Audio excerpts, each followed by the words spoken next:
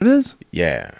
3, 2, 1, boom, and we're live. Oh, We're talking about yoga and Russell Simmons. Yeah. Russell Simmons, he moved to Bali because he's worried about them extraditing him? I don't know if he's worried, but and this is all Really? this is all conjecture. This is what I've heard. But I just bought him up because he had a yoga studio here. Did he? Yeah, and he gave me a month free. A month free, high-end yoga thing. Like, you just show up in your clothes. They give you the mat, towels, blocks, everything. And everybody was awesome. And I went every day for a month and did yoga next to Russell Simmons. Wow. And he was, like, amazing. And I was, like, really feeling it. I felt great. And then all the stuff happened. It's so easy to slide. Oh, man. It's so easy to slide away. Yeah, man. I love that guy dearly. I have a funny story. What do you think is more important in stand-up? To be polished or to be raw? There's no more important thing. They're both very important. But Joey Diaz is not polished at all, and he's the funniest guy that I've ever seen. Yeah. No one's ever made me laugh harder. He's not polished. He's raw as fuck.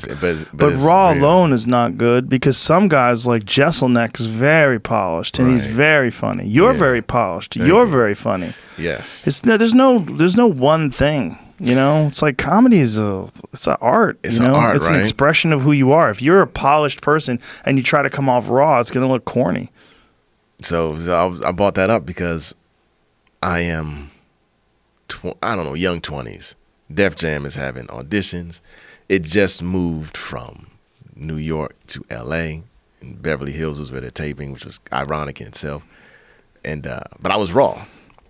You remember those when you go hit it DJ and you have music cue like this? So I auditioned and Bushwick Bill was one of the judges. It was like I auditioned at All Jokes Aside in Chicago and I got picked. I was one of the people to get picked to tape Def Jam. First time I was ever flown out anywhere. First time I ever was flown to Los Angeles. I'd been here before. Stayed at the Hotel Sofitel. Whoa. But what happened is I got picked. I was raw. About 3 months went by. I went on a tour of North Dakota, South Dakota, Minneapolis, where none of those Def Jam jokes worked. So I started like getting polished a little bit, right? So when I went to tape Def Jam, I did it and I got, I think, 7 applause breaks. But I didn't get the standing ovation. And I remember when I got off stage, like one comedian said, way to keep him seated. And Russell walked right past me, like I just wanted him to see me. So I knew I wasn't going to air, right? And that was my first. Wait a minute, you got 7 applause breaks and it wouldn't air? Well, I got a note. I got my first rejection letter saying, thank you so much, but you won't be airing. They aired Rodman and they aired 2 other people. And then, so I felt like shit, you know what I mean? Like, I was just like, damn, am I black enough? Like the whole black thing. Like, damn, I'm not a part of Def Jam. I want to be touring. I can make those audiences laugh. But what I auditioned with, it was straight from Maryland, like straight, just raw, like all bravado. I wasn't talking about anything. And I went to these other cities and it was kind of like, I was kind of like finding my style, right? How many years had you been doing it at the time? I was probably I started at 19, but that's the college start. And then but I think I started doing it full time at 22 and I was probably 26, so maybe 4 years. Arrogant though. Like, if I was your feature act, I knew, I always kept a time clock. Sometimes I would go long, but I was very proud of, like, if they said do 12, I would do 12. You know what I mean? That kind of thing. And I was getting standing ovations, but I wasn't talking about nothing. And then I started like doing these other states, and I was like, okay, fine. Don't get it. So my objection, I really needed Russell Simmons to like me. Like, you know what I mean? He meant so much to the culture and when he just didn't see me, I just was like, damn. Years go by. And the pain of it like diminishes, but it's still kind of in there. But it's it's like a Marvel villain. Like you're like, I gotta, I must. But it kind of. So then Russell has another show, and I didn't even think I was going to get picked. My only goal was just to make him laugh, because he was at the audition, and it was in New York. I was living in New York. He was there, and Stan Lathan was there. And this is years later. I knew who I was. I knew what I was, coming to say. I didn't know if it was going to match their show. And what I'm saying is, like, Def Jam prided itself on raw, like being raw. You know what I mean? And a new voice. And then so I didn't fit like what they were selling. So then when I saw Russell and Stan, I do my act. I see Russell grab his stomach and go over. So I'm good. If I get the show, I get it. If I don't get it, I'm good. I see Stan Lathan go. I see them do the whisper. I literally don't care if I get the show. I did what I set out to do. Right. So all the other comics are staying back to schmooze and, hey man, like I left. I ended up getting the show. And this is the show now when Russell was sitting in the audience and there are comics sitting up there, and I'm doing my act, and I was talking about HBO Hung, that show about white dude with a big dick, for real. That's what we doing. Like, that's where we at now. And I did like the stereotype game and all this stuff. And I did one joke, and I remember Russell got up and gave me a pound in the middle of my set. It was like a slow motion. And you could see all the comics, like, and I was like, so it was like the full circle of 24-year-old me, yeah, beat it. And then 34-year-old me, maybe. Russell was like, yo, my man. And then I would go, then I was doing yoga with him for a little bit. But we never hung post. It was just like, it was just like, I don't know. It was just like a full circle moment. Call you and say, I'm giving you this month free yoga? Or was it a part of doing the show? How did that happen? No, he used to be at All Def. He had All Def Digital. So he moved here. And I think I went there to pitch him something. He was like, yo, nigga, you do yoga? He's like, you come here. And he just gave me a month free. And I was like, I'm going to take it. And so every morning I would wake up and drive. And I didn't know I was going to be in his class. Like Usher Raymond would be in there. He was flexible as hell. Really? Like, incredible. Yeah, like all these people would be in there. And I really Usher started can getting into fight. It. Yeah, really? Have you ever seen him train? No. Usher has videos online of him training at Black House, and he's legit. Wow. Like, he's a legit skilled fighter. I believe it. Like, he's got, like, real good hands. He can throw kicks, everything. Yeah. He is probably the Kobe of R&B. Really? I feel like he outworks everybody. When I saw him in yoga class, I was like, who else is doing this? Like, in your field, you know what I mean? Like, I don't know. Yoga is something you don't get any credit for doing. No. Because it's fucking hard as shit, but it seems like no big deal. Like if you say, I ran 7 miles today, people are like, whoa. Yeah, that's impressive. I did yoga today. They're like, bitch ass, what you doing? Stretching with some old ladies. Dude, but it's real, man. I felt so good when I was doing it. And I don't think I didn't tell anybody I was doing it. You know what I mean? Like my wife knew I was going. Yeah. But it's a personal thing. It's like golf, right? It's a personal. It's just you against your body. And Russell, he would give me tips. It's about breathing in difficult situations. He would always say that. I never forgot that. It is about breathing. Yeah. It's about breathing. That's what life is. Like, life is going to give you difficult situations, and if you don't remember to breathe, you're fucked. That's kind of like the premise of it. Well, I feel like we operate on a scale, and the least difficulty you have in your life, the more difficult it is to encounter real adversity. So when you give yourself voluntary difficulty, so I volunteer to work out hard, I volunteer to do jiu-jitsu, I volunteer to do yoga, I've pushed myself to do these things. When actual real life difficulties come along, like they're hard, but there's never a time in life where it's as hard as a 90-minute yoga class. Wow. You're sweating like crazy. You barely can stand up. You're trying, your feet are cramping, your legs cramping, pouring sweat, pouring down on the mats. It's temporary. You know it's going to end in 40, 50 seconds, whatever the pose is. But that, to just hang in there is so hard. Dude. That I think it prepares you for other things, other than like the loss of a loved one or something like that. That's impossible to prepare yourself for. But just bullshit stress. Right. Just regular life bullshit stress. Yoga class makes that stuff look like nonsense. If you're doing yoga on a regular basis. Yeah, well, it was something I'm consistently inconsistent. You know what I mean? But I'll go through a phase. So before the Russell thing, I went to a hot Bikram class. Yeah, that's what I do. So I went to a hot Bikram, and this is when I was single. So I was basically just following the asses. Like, yo, we all going, y'all going, oh, hey. And I would go into there. And I remember it was a big room, and everything was chilling. You know, I literally had never done this at all. I was literally just, I don't know why. And I just remember they closed all the windows and they stopped the fans, and it started getting really hot. And I was doing the poses, and I was shaking, and like you said, I was sweating profusely. And the only thing I knew was it was supposed to be a place of no judgment. They kept going, it's your journey, it's yoga practice, no judgment. The lady had the little mic thing, and she came over to me and she covered it, and she whispered to me, "Are you all right?" I was like, I'm feeling judged. I'm really feeling judged right now. That's how awful I must have looked. I was just I couldn't.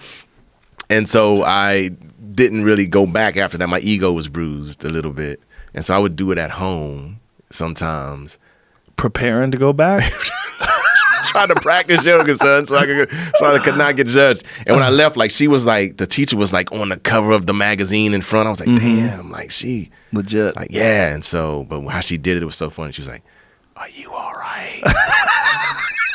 I was like trying to show off for these girls, man, and it was terrible. It's fucking hard, man. And the reason why they ask you if you're all right is because sometimes people are not all right. Yeah. Like, I've seen people almost black out where they have to lay down. Oh, yeah. Because it's 105 degrees in there. And if you're not used to that kind of exercise in that kind of temperature, if you have, if you're one of those people that just, that stuff gets to you and you can't handle it. Yeah, you can legitimately pass out. They don't need that. Did you remember Bally's gym? Yeah. I remember. I used to live on there's a Bally's at the bottom of the hill, and I belonged to Bally's, And I would go, I went through a period. I'm going when it opens. And so I went, I think it opened at 6 maybe. Damn, you were a 6 o'clock in the morning guy. I did that for a minute. Get there, it's a line outside. How come we can't go in? And this lady's like, somebody's dead in the pool. It was a dead body, like, floating in the Bally's. Whoa. And then I never forget, this other lady goes, "At least he got out his contract." Like, not even gave him a second to, like, no moment of silence.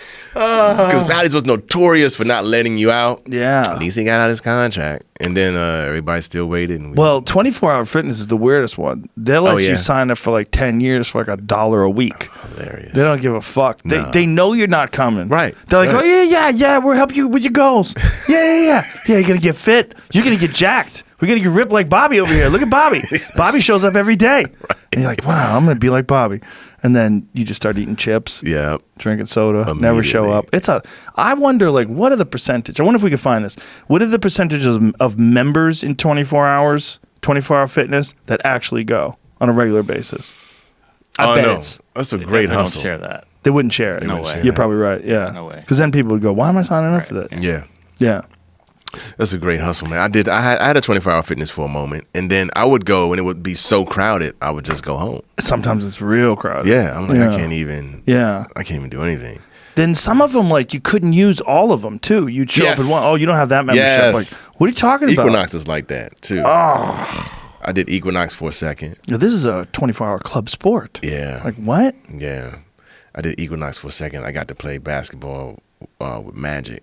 Really? Yeah, he was in there working out every morning. Wow. This when I was on Arsenio too, so he had, like. So you just play a pickup game with people? No, I didn't. He would shoot around, and I just kind of like made myself like available on the court. I'm just there.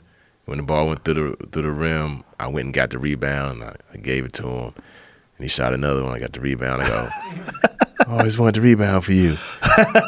And then I gave him a pass, and he did the classic hook, and he goes, and now you got an assist. That's hilarious. And so, and then, because a lot of basketball players would come up there, and I would look at them like, man, I'm glad I couldn't. Like, Magic is huge, man. Like, have you seen him in person? No. He's huge. Like, and I'm 6'5", so, but his back is like, I had hoop dreams until I played against Grant Hill in high school.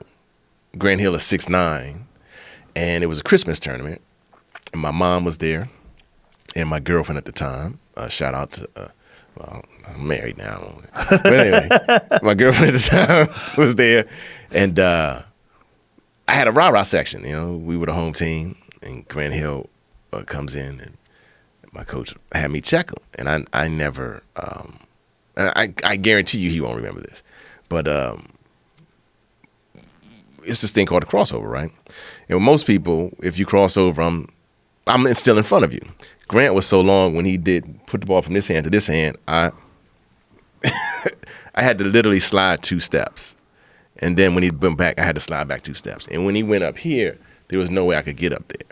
And so I told my girlfriend, yo, go home. Like, y'all don't need to see this. He scored like 60 points. He was shooting from half court. Like, he just looked at us like, I was like, I'm a do well in school. That's a fascinating thing when you see someone who's a world-class athlete at the beginning of their journey. This is in high school? High school. Yeah, beginning of their journey. Yeah. Right? Because he's really just becoming a man. Yeah. He's not even really a man yet. Nope. But you see already, like they have that jump. I'm sure Jordan was like that. I'm sure. Well, wasn't Jordan didn't make his high school team? Yeah. Isn't that crazy? Yeah. Who cut him? God. Yeah, that coach had to, when he went home that night, had to talk to his wife, like, I think I made a terrible mistake. But he probably didn't realize it because at the time, Jordan is not the biggest guy in the world either, right? How tall is he? Is he 6'4"? He's 6'6". 6'6". 6'6". But compared to some of those giants, like when they're standing, like Shaq is the most ridiculous human being I've ever met. Incredibly strong. His hands are as big as his table. Yes. They just reach out and just swallow your arm. Yeah. He's so big. Man. He lives in my neighborhood. A word? Yeah. I did a commercial with him. It never aired. We did like a series of spots. And he was like a big kid, man. He was so fun. He's a fun guy. I did Fear Factor with him. You did? He did a whole episode with me. Oh, man. Where he came in, because we did it in Orlando. And so he was a fan, so he brought his whole family down. He had a bus. He brought a tour bus to hang out in. He's so fun, and then he, he did the thing like, 3, 2, 1, go. And I'm standing next to him like a little 6-year-old with my dad. It's hilarious. Yeah. But yeah, there's people that are they're different, man. They're just different level athletes. And I bet Jordan, as good as he was, he needed that rejection to turn that burner on. Yeah. To make him Jordan. Yeah, to make him focus. Yeah. Yeah. And that's always going to be a story, that he was cut from his high school basketball team. Yeah, I think he brought it up in his Hall of Fame speech. I think so too. Yeah, the Hall of Fame speech when he kept shitting on all the different writers.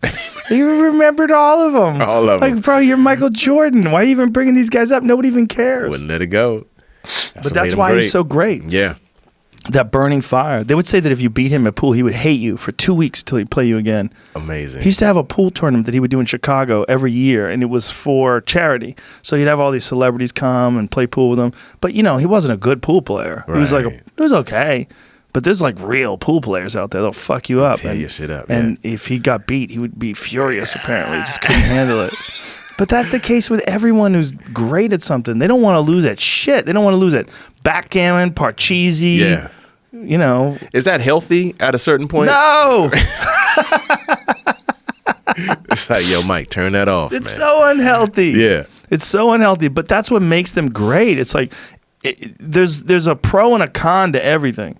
I have this saying that I've always said, that greatness and madness are next door neighbors and they borrow each other's sugar. You can't be great unless you're a little crazy. And if you can't be the best ever unless you're out of your fucking mind. And Jordan's clear. When you see him in that speech, when he's talking about the Hall of Fame, when he's talking about getting inducted and all the people that are wrong, all the people that... He's angry still. I mean, he's a crazy person. This is one of your great highlights, as recognized the greatest basketball player of all time. Think about how many people have played basketball. Millions of people all over this country and millions of people around the world. There's one guy. If everybody says, who's the greatest basketball player? It's Michael motherfucking Jordan, right? I mean, you've got your other people. You got your dissenters who say, "Well, I think LeBron's better." I have a theory. I have a theory about that. So here's my thing. I feel like that's the wrong narrative. I feel like here's my friend and I. We were talking about what is greatness. Right? Greatness is clearly the numbers and the accolades and the wins, but greatness is also being able to overcome great difficulty and still perform, right? And so adding that into the formula, I feel like out of everyone that's a part of the conversation, LeBron is the only one who never met his dad. Like Jordan knew his dad, Kobe, rest in peace, his dad played in the NBA. Magic knew his dad, Kareem knew his dad. It's a thing, you know. LeBron, tallest dude in Akron, walking around every day. You see another tall dude, he had to be like, Dad, is that? You know what I mean? Like, just mentally. Right. Like, who taught him the game? Like, Jordan had these great teachers and all that. So I feel like the question should be, Michael Jordan is clearly the greatest of all time with two parents. But with one parent, LeBron is the greatest, and Kevin Durant is like coming up. That's an interesting way of looking at it. Just because it's different starting lines. But there's so many different variables that take place in your life from birth to death. To just isolate one factor, like not having a father.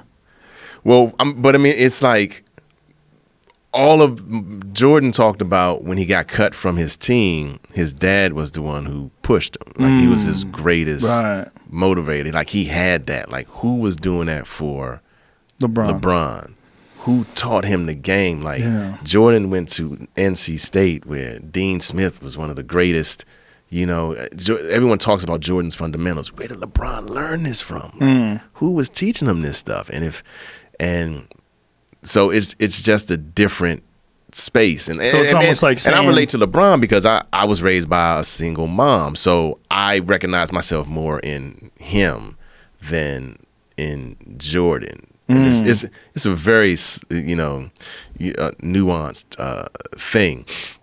But I feel like when people go, who's the greatest? I'm like, man, that dude had two parents. Like, yeah, of course. Yeah, that's funny. It's like if you... But what about motivation? The thing about having two parents versus one, is there something about having one parent that gives you this insane motivation to drive to succeed? That's a factor in a lot of people. There was a factor in me. Yeah. Growing up, because I didn't grow up with my dad. Yeah. Not you didn't? Knowing my dad. I talked to my dad since I was 7 years old. Okay. So that, and the fact that I knew him up until I was 6 and then didn't talk to him for the rest of my life. Yeah. That fucked with me. Yeah. And that there's a part of that. Yeah. There's a part of that would make you like, I'll show you motherfuckers. Like, you guys don't think I'm worth anything? I'll show you. Yeah. Like, there's something that, like, Mike Tyson had that. Like, a lot of people had that. A lot of great athletes had terrible upbringings, and it's almost a positive factor. Right. You know, you could say that Jordan's dad was a positive factor, and that can work as well.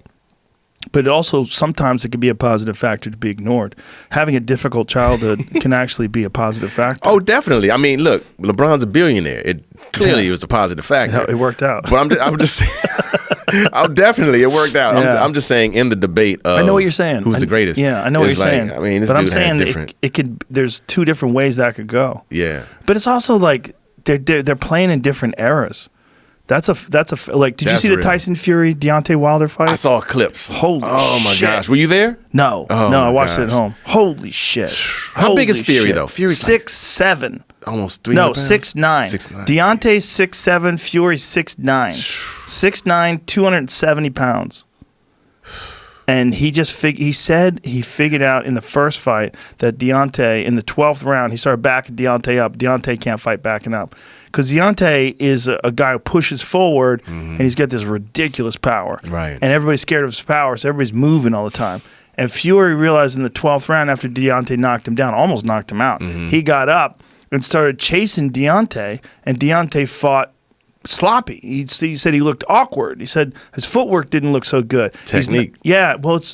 Deontay's known as being this guy who's got an eraser. His right hand's like an eraser. All the mistakes, Teddy Atlas put it this way, all the mistakes of the previous rounds all get erased with one punch. Blah! He just shuts people's lights out. And he has that confidence that he has that eraser power. But with Tyson Fury realized, like, look, Tyson doesn't fight that way. Tyson Fury fights on his toes. He sticks and moves. He did a lot of head movement and a lot of like shucking and jiving, and it makes it very difficult for you to figure out what he's doing. Like, is he going here? Is he going there? Is he moving? Is he jabbing? He'll come at you like this with 2, 3 fake jabs, then a jab at a right hand. He'll throw a right hand to the body, then he'll throw a left uppercut. He'll step to the side of you. He'll throw a right hand. He'll move out of the way. He'll pop you with a jab as he's moving away. He's like a very technical like really sophisticated boxer. If you look at the movement that he does, for someone as big as him, it's really kind of crazy. And it's not that he couldn't step forward and smash people and knock people out. It's just he knows the sweet science. Yes. You know, he knows the sweet science. But then he realized for this fight, he had to fight a different way. To shock Deontay, he had to come at Deontay full blast, get in his face from the jump, and that's exactly what he did. He also changed trainers, and he went with Sugar Hill, who's a Kronk trainer. Kronk is where Tommy Hearns came from. Gerald McClellan, some of the great like knockout artists of the past. And Kronk Jim from Emmanuel Stewart was known as being a very offensive style of fighting. They have heavy jabs. They don't touch you with the jab. They're smashing with the jab. Big power in the right hand. Like Kronk was an attacking, aggressive style. Like they were all known. Like they would wear those Kronk shorts, those yellow golden shorts. You saw a guy with Kronk shorts on, that motherfucker came to kill you. And they fought in when they were in the gym. Emmanuel Stewart would turn the heat up to 100 degrees. So when they were doing like hot yoga in the fucking Kronk gym because he wanted to build up endurance in these guys. So when you would go into the Kronk gym in Detroit, it was hot as fuck, like really hot. And that's how he would force everybody to train under extreme duress. He was an amazing trainer. He's the guy who rejuvenated Vladimir Klitschko. When Vladimir Klitschko was falling apart because he had gotten KO'd a few times, his style he didn't have like an American style. He had this like sort of straight up European style, and Emmanuel Stewart just shifted his style and just made him concentrate on utilizing that long reach and the big power, that long jab. So when Tyson Fury went with a Kronk trainer for this, like he was dead serious. He was going for seek and destroy. He told everybody that's what he was going to do too, but nobody believed him. Everybody thought it was just a hustle. Like him saying, I'm going to knock out Deontay Wilder. I'm going to come after him. I'm going to knock him out in 2 rounds. Everybody's like, you're out of your fucking mind. Even Deontay was like, you don't believe a word you're saying. You're just talking. You're not going to try to knock me out. That's exactly what he did. He figured out the puzzle. In the 12th round of the first fight. He just realized when he had him backing up, he's like, oh, this guy stumbles on his feet. He gets all awkward and you got him backing up. Yeah. So he just stuck to him like glue. He took that L. That's what I wanted to talk to you about. I want to start fighting, man. No. My son needs to know. No. I want to talk to you about, first I want to thank you because you've been very kind about just promoting my stand-up on this platform. Oh, you're welcome, dude. And, I'm a huge fan. Thank you, man. You don't make any sense to me. I know. You are one of the best comics in the world. And the fact that people don't know who you are, you should be filling arenas.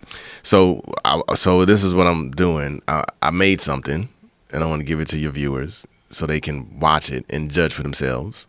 If they just go to textowen.com. Textowen.com. I'll send you some never before seen stand-up of mine. If you fuck with it, then we see what happens. I'll check back with you a little bit later. Oh, there we go. Yeah, you go to that. You're doing the improv with me Wednesday, right? Late show. Wednesday. Late show. Beautiful. But come hit me with that. I'll text you back. Beautiful. And then after this podcast, see how many people, whatever, and I'm gonna send you some never before seen stand up. If you haven't seen me, not familiar with me, dude, it's gonna break your phone. Hey man, that's my prayer. You know what I mean? Because you don't understand your kind words, how it's affected my life in a great way.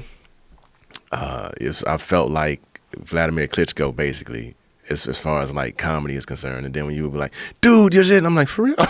Like, well, it doesn't. Really, it doesn't make sense to me. I know great comics. You know, most comics when they get to your level, they're famous.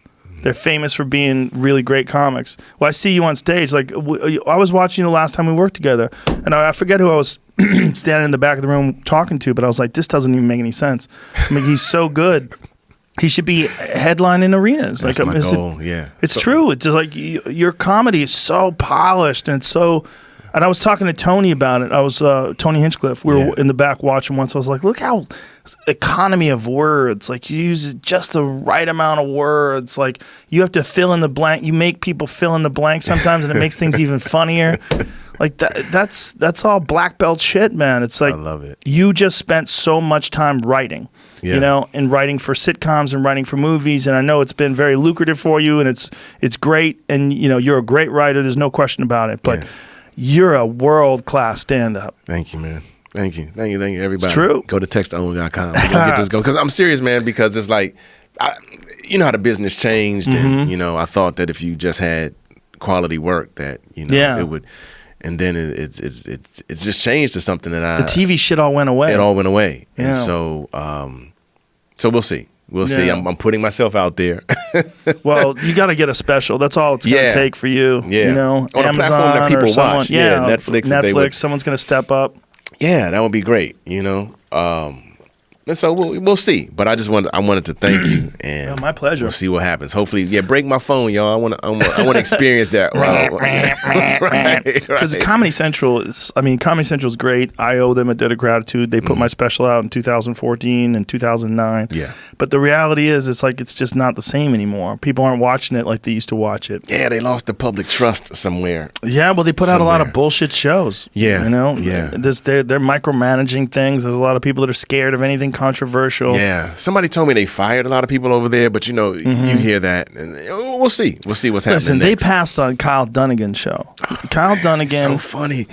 That fucking shit that he does with Face Swap is the funniest shit on Instagram. He is the funniest man on Instagram. And there's a lot of funny shit on Instagram, but his shit makes me cry. I cry sometimes watching his stuff. Yeah, he's so talented. He's a talented, creative guy, and the fact that they didn't pick that show up is. But I knew they were fucking it up already, because he showed me this one clip. It was Caitlyn. You know, he does everything with face swaps, right? He had Caitlyn Jenner on top of Donald Trump, fucking Donald Trump, and it was hilarious, man. He shows it to me in the back room of the main room. I'm crying. Tears are coming down my eyes. We're laughing so hard. And he goes, and get this, Comedy Central passed on that. I go, what? I know. He said, we can't do that one. They said, we can't do that one. It's too controversial. I go, controversial? That's what you do. Right. Everything you do is controversial. But it's so obvious that it's fake.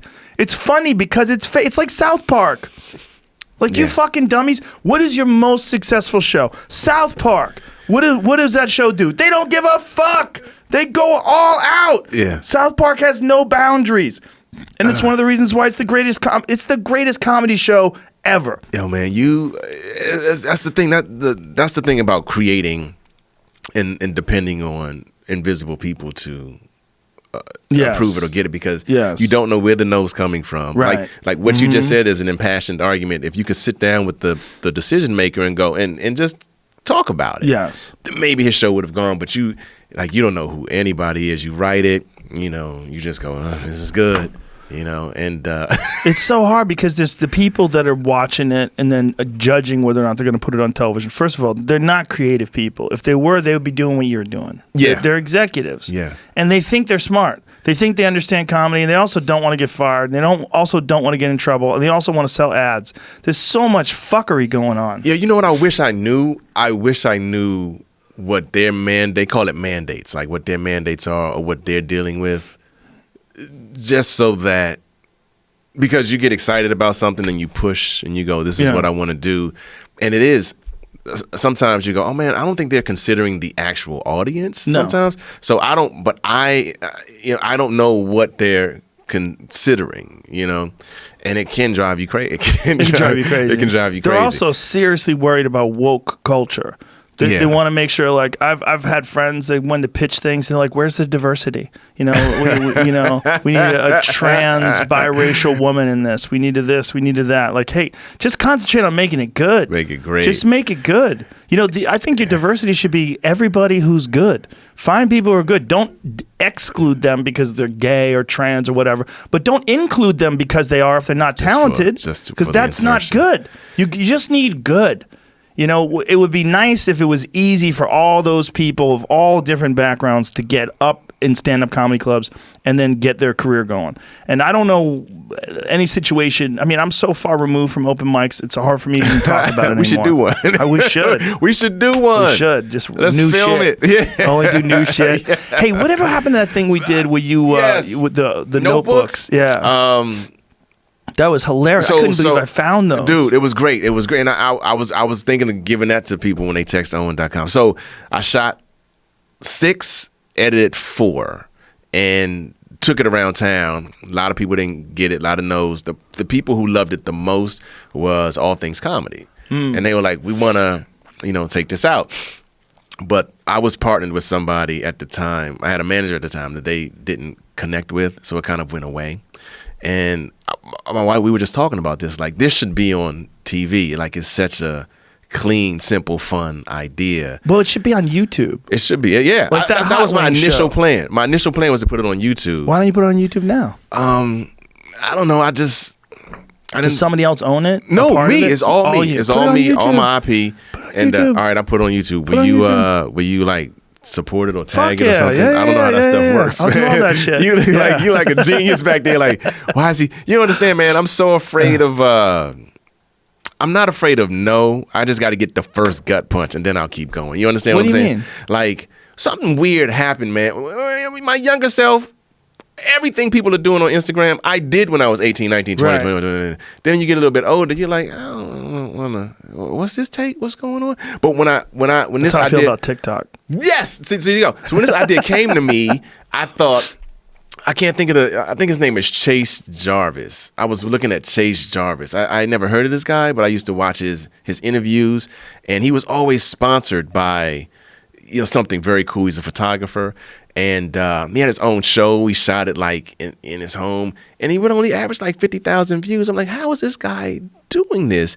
But I thought Notebooks could be something like that would speak to comedy fans. But my whole intention was because I felt like stand-up was being like homogenized, because when you would just do some of these shows, the set was built and you would just stand there and perform, but it was no way of an audience member to go, I want to follow this guy. I want to come see this woman or this guy live. Mm-hmm. So I thought Notebooks, the show we're talking about is called Notebooks, and it's basically every comic. The one thing comics never throw away is their old notebooks. So I sat down with Joe. I sat down with some other comics. I couldn't believe I found those. Wasn't it fun, man? And you start going through it, and you got to see it. You watch Joe go back to where he was when he was like performing it. I could see it on your face. I could see you like remembering like where you wrote this stuff, where you came up with it. And it's just, I don't know, it just shows that this isn't, like, we make it look easy, but it's like, it shows the journey. It's also like a way of like appreciating, like, because sometimes we're hard on ourselves. It's like, damn, man, you know what I mean? Like, and there's funny stories where you're like, I thought this bit was going to make me. This was going to shut it down. This was my bring the pain, Right. And then this we had right. I mean, it's just, and because I can listen to a comedian and tell how long they've been doing it, and I got to this place where I don't believe anybody sucks. I just believe they haven't found it yet, and I'm interested in. Let me tell you something. There's some people that suck. Don't get confused. Don't get confused. You can't grow plants in the sand. You just did yoga today, Joe. Yeah, it doesn't matter. There's a reality. Yeah. There's a reality. Yeah. But I mean, but we got into this space where now people post everything online, so you're watching them. Like, I have videos of me in San Antonio, Texas in 1996. Not great, but it's on a VHS tape in my basement. You know what I mean? People are watching you grow. Right, people watch. Yeah. But now that would be on YouTube, and people would be like, so when I did hit, some people would be like, man, I can't stand Owen from something that they saw. You know what I mean? It was like, I was figuring it out, man. I didn't know. I thought fart jokes were funny, and I did them, but. You can't worry about that, though. Yeah. That's you just got to worry about what you're doing right now. Yeah, so I'm going to put it out. You can never worry about what you did. All right, I'm going to put it on Notebook. I'm going to put Notebooks out on definitely. YouTube. And Dude, I found some shit from 1991. Right. It was fantastic. That was crazy. Fantastic. So, all right, so I'm going to put that out. The writing was so bad. It was great, but that's what was great about it. And you were embarrassed when you were reading it. It was fantastic. But I hadn't read it. I knew I had it, so I grabbed it and I brought it to you. Yeah. But I hadn't looked at it before you and I were sitting there. That's the point. Yeah. So when I was going through it, I was like, oh my God, this is so bad. Yeah. Thinking about like my 23-year-old self writing jokes. It's the best. And sometimes you find a gem where you go, damn. That might be good. Yeah. you know, there's some bit you bailed on, where like you're it now. So, you know, I know how to make this work. Right. You can have we had some people, you know, connect with that. And what I love about it is comics aren't burning material. Right. So I feel like everyone can do the show. I prefer to have somebody that's, you know, gotten their 10,000 hours in. Yes. And so we can have like, you know, those stories, and it's just an interesting way in. I loved it. I loved it so much. But my point is, I was like, I want to do this for YouTube. But then I was like, man, maybe there's a televised play for this. And 3 years later. Yeah, I think nothing is worth bringing to TV anymore. Yeah. It's just not worth it anymore. Yeah. You're going to deal with too many people. You don't need to deal with them. Yeah. They're not going to have good things to say. Half the people, and this is generous, half the people that you deal with that are executives really don't give a fuck about anything other than their mortgage or their car or their career or getting respect or office politics. Or they might be working at Comedy Central. They could easily be working at the History Channel or easily working at some other fucking network. And here They're just TV network people. Here I am trying to create a platform for some of my friends who I feel like, why don't you have a following? You know what I mean? Yeah. And I'm like, if people just saw your work ethic, like how you write your jokes, people would be like, I like you now. I understand what this is. Yeah. And I felt that's what was missing from all these specials where people just stand in a spot and everybody has the same background. They just changed the name. No, no shade on that, but it's like very few people were popping off that, and so much so people thought I had one of those. Like, did I ever tell you my Comedy Central story? No. So okay. So I'm gonna name check some people on here, but but I'm not doing it for it's all good. Like, I learned a lot from this experience. So George Carlin was performing at Hermosa Beach Comedy and Magic Club. I go down and watch George Carlin perform. This would be his last special. At the time, Kimber Rickenbaugh, who was Rick Mill Productions, she comes over to me and she goes, "Why don't we have a half hour on you?" And I go, "I don't know." She gives me her card and she says, "Give me 21 minutes and we'll make it happen." Or she alluded to that it would happen. And so I'm standing next to the guy who books Hermosa Beach. And I go, "Yo, can I get 21 minutes?" He's like, "No, I could just give you 7-8 minutes." So I'd have had to do like 3 7-minutes and pieces together. I went to the Improv. "Can I get 21 minutes?" I went to the Laugh Factory. "Can I get 21 minutes?" I got this card. No one would give me 21 minutes. And so I had to go out of town. I think I went to Chicago or somewhere, taped it, got it back. At the time, I'm writing on Everybody Hates Chris. Dave Becky and Michael Rotenberg managed Chris Rock at the time, and they were also producers on the show. So they would come down once a month and sit in the Video Village and just, you know. And so I was politicking. I go, "Man, if I can get Dave Becky to contact Kimber Rickenbaugh, maybe I can get with 3 Arts," because I had no manager, and 3 Arts, sexy, management name. And so Ali Leroy, the showrunner, was also managed by 3 Arts. So he was kind enough. He was just like, he just did like this to Dave. "Yo, man, listen to this motherfucker," and then just kept like shooting. So I was like, "Dave, Mr. Becky, what's up, man? Kimber Rickenbaugh gave me the card, said if I can give her 21 minutes, it's probable I'll get a half hour special. I was wondering if I could do that through you." And he goes, "Say no more. I rep Kimber Rickenbaugh. Done." Wow. So at that time, I booked a lot of colleges. So I am on cloud 9. I go, "Yo, I'm about to get a half hour special." Woo! I had a gig for a college that night. So I catch the red eye to Iowa, right? Ames, Iowa. I'm performing in Ames, Iowa. Yikes. Get to the hotel room the next morning, phone call on my cell phone. It's Dave Becky. I'm corny. I go, "Yep, this could be the start of us doing this a lot." I'm all stupid. He just cut that shit off. "Yeah, Owen, talk to Kimber, and she says she never heard of you." This is it. And I was like, "What?" I was like, "You hazing me, right?" "Nope, sorry, man. Good luck, man. All right, talk to you." Boop, hung up. And I was like, "What?" And it never dawned on me to call Kimber and be like, "Hey," like I was so floored by that. Oh no. Yeah, it was like a gut punch. And then check this out. I show up at the college. I didn't have a college gig. The contract wasn't finalized. So I flew to Iowa for nothing. Lost money, rent a car, hotel, da-da-da. Had to drag my dumb tail back to L.A. No special on the ride. And again, I didn't even... You never contacted her? I didn't even know, like... And that's why I said I could say her name, because I never did that part, right? So, like, maybe I could have called him and, hey, da-da-da. She'd be like, oh, my God, so sorry. I didn't even think that. I was having like a pity party on the set of Everybody Hates Chris. Ernest Thomas tells me, man, don't wait on Hollywood to give you permission to be great. And that's why I shot my first special. I took all my college money, did all that instead of just calling this woman and like, hey, something weird.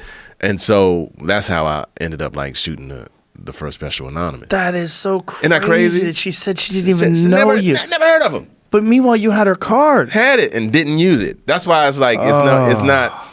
I don't feel like it's shade on her. It's like I'm talking about. And if it's any comments, this and like, yo, call him. Like, you know what I mean? Like, I'm just...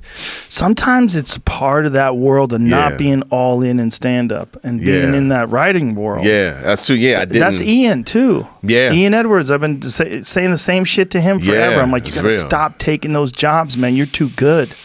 You're too good. Yeah, man. Yeah. And Ian Edwards and I, we started out together, man. I've known Ian for 27, 28 years. I've known him forever.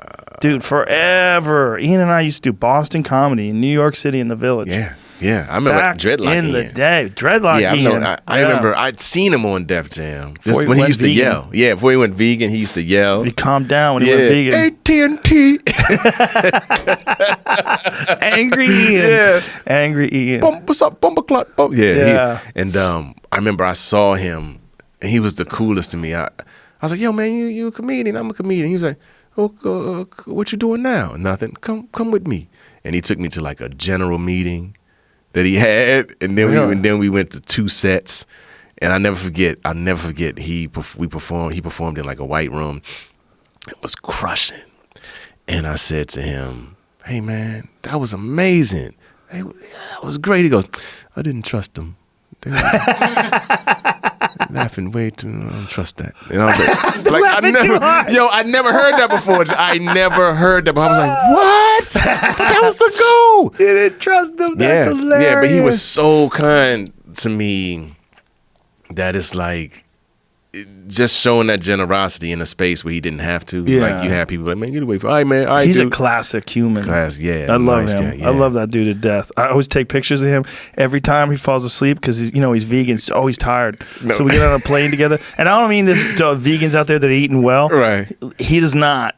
He just eats vegan, but that means like all it is a piece of bread. He'll eat a piece of bread. He'll eat some rice. He's not. He doesn't get all his nutrients. He just doesn't. Right. You know, he doesn't exercise either. But whenever we're on a plane, that motherfucker passes out. So I take all these pictures of him every time we go on the road together. When he's sitting next to me, every time he passes out, we're on the runway. This dude is nodded out.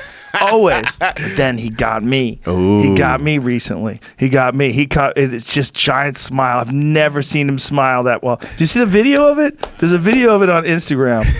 He got me, and he's just got this huge smile, and I'm out cold, and he's sitting next to me. And now every time I fly with him, I'm scared of blacking out. I'm scared of falling asleep. He's gonna get a video of me. You. That's hilarious. I woke up like he was asleep. I woke up next to me, and he was asleep, and I was asleep. And I wonder if he filmed me while I was asleep before he went to sleep. That's the funnest shit. It's like that. Spy versus spy shit. Yeah. Hello, Joe. Yeah, but hello, dude, Ian. the video of him hovering over me while I'm out cold is one of the. I gotta see it. I never laughed so hard. That's so funny. I landed and I checked my Instagram and I saw that. I just started fucking howling. Crying. Man, it's so funny. That's so funny. I wish you could. One time I was giving him like smoothie recipes because he was like asking about that stuff, and Ian is like incredibly frugal. It's so funny, you know. And I was like, all right, so what you want to do is you take strawberry banana, you can take a protein, you can take da da da da da da. You want some green stuff. He goes, or I could just eat a banana. Yeah, I mean, but that's kind of like defeating the purpose. You want to, smoothie. Yeah, so I think he's doing smoothies and stuff now. But back then, I just remember I was like, what? Huh? Like I just gave you this whole recipe. I could just eat a banana and it's cheaper. That was his whole thing. Cheaper? That's what it is? I think that was. I don't know, but I was just like, he needs protein powder in his life. He's so funny, man. So yeah. So I grew up in Prince George's County, Maryland, right? And a lot of comedians come from there. Chappelle, I have a great Chappelle story because we're the same age. So when I was 19 and I just started, Greenbelt Comedy Connection.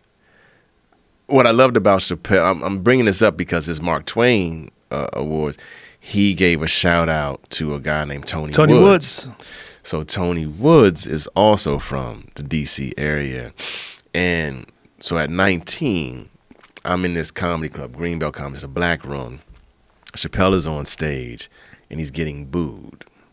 And his dismount off getting booed is something I've never seen before in my life. It was fantastic. He's like, fuck y'all, I'm gonna be famous.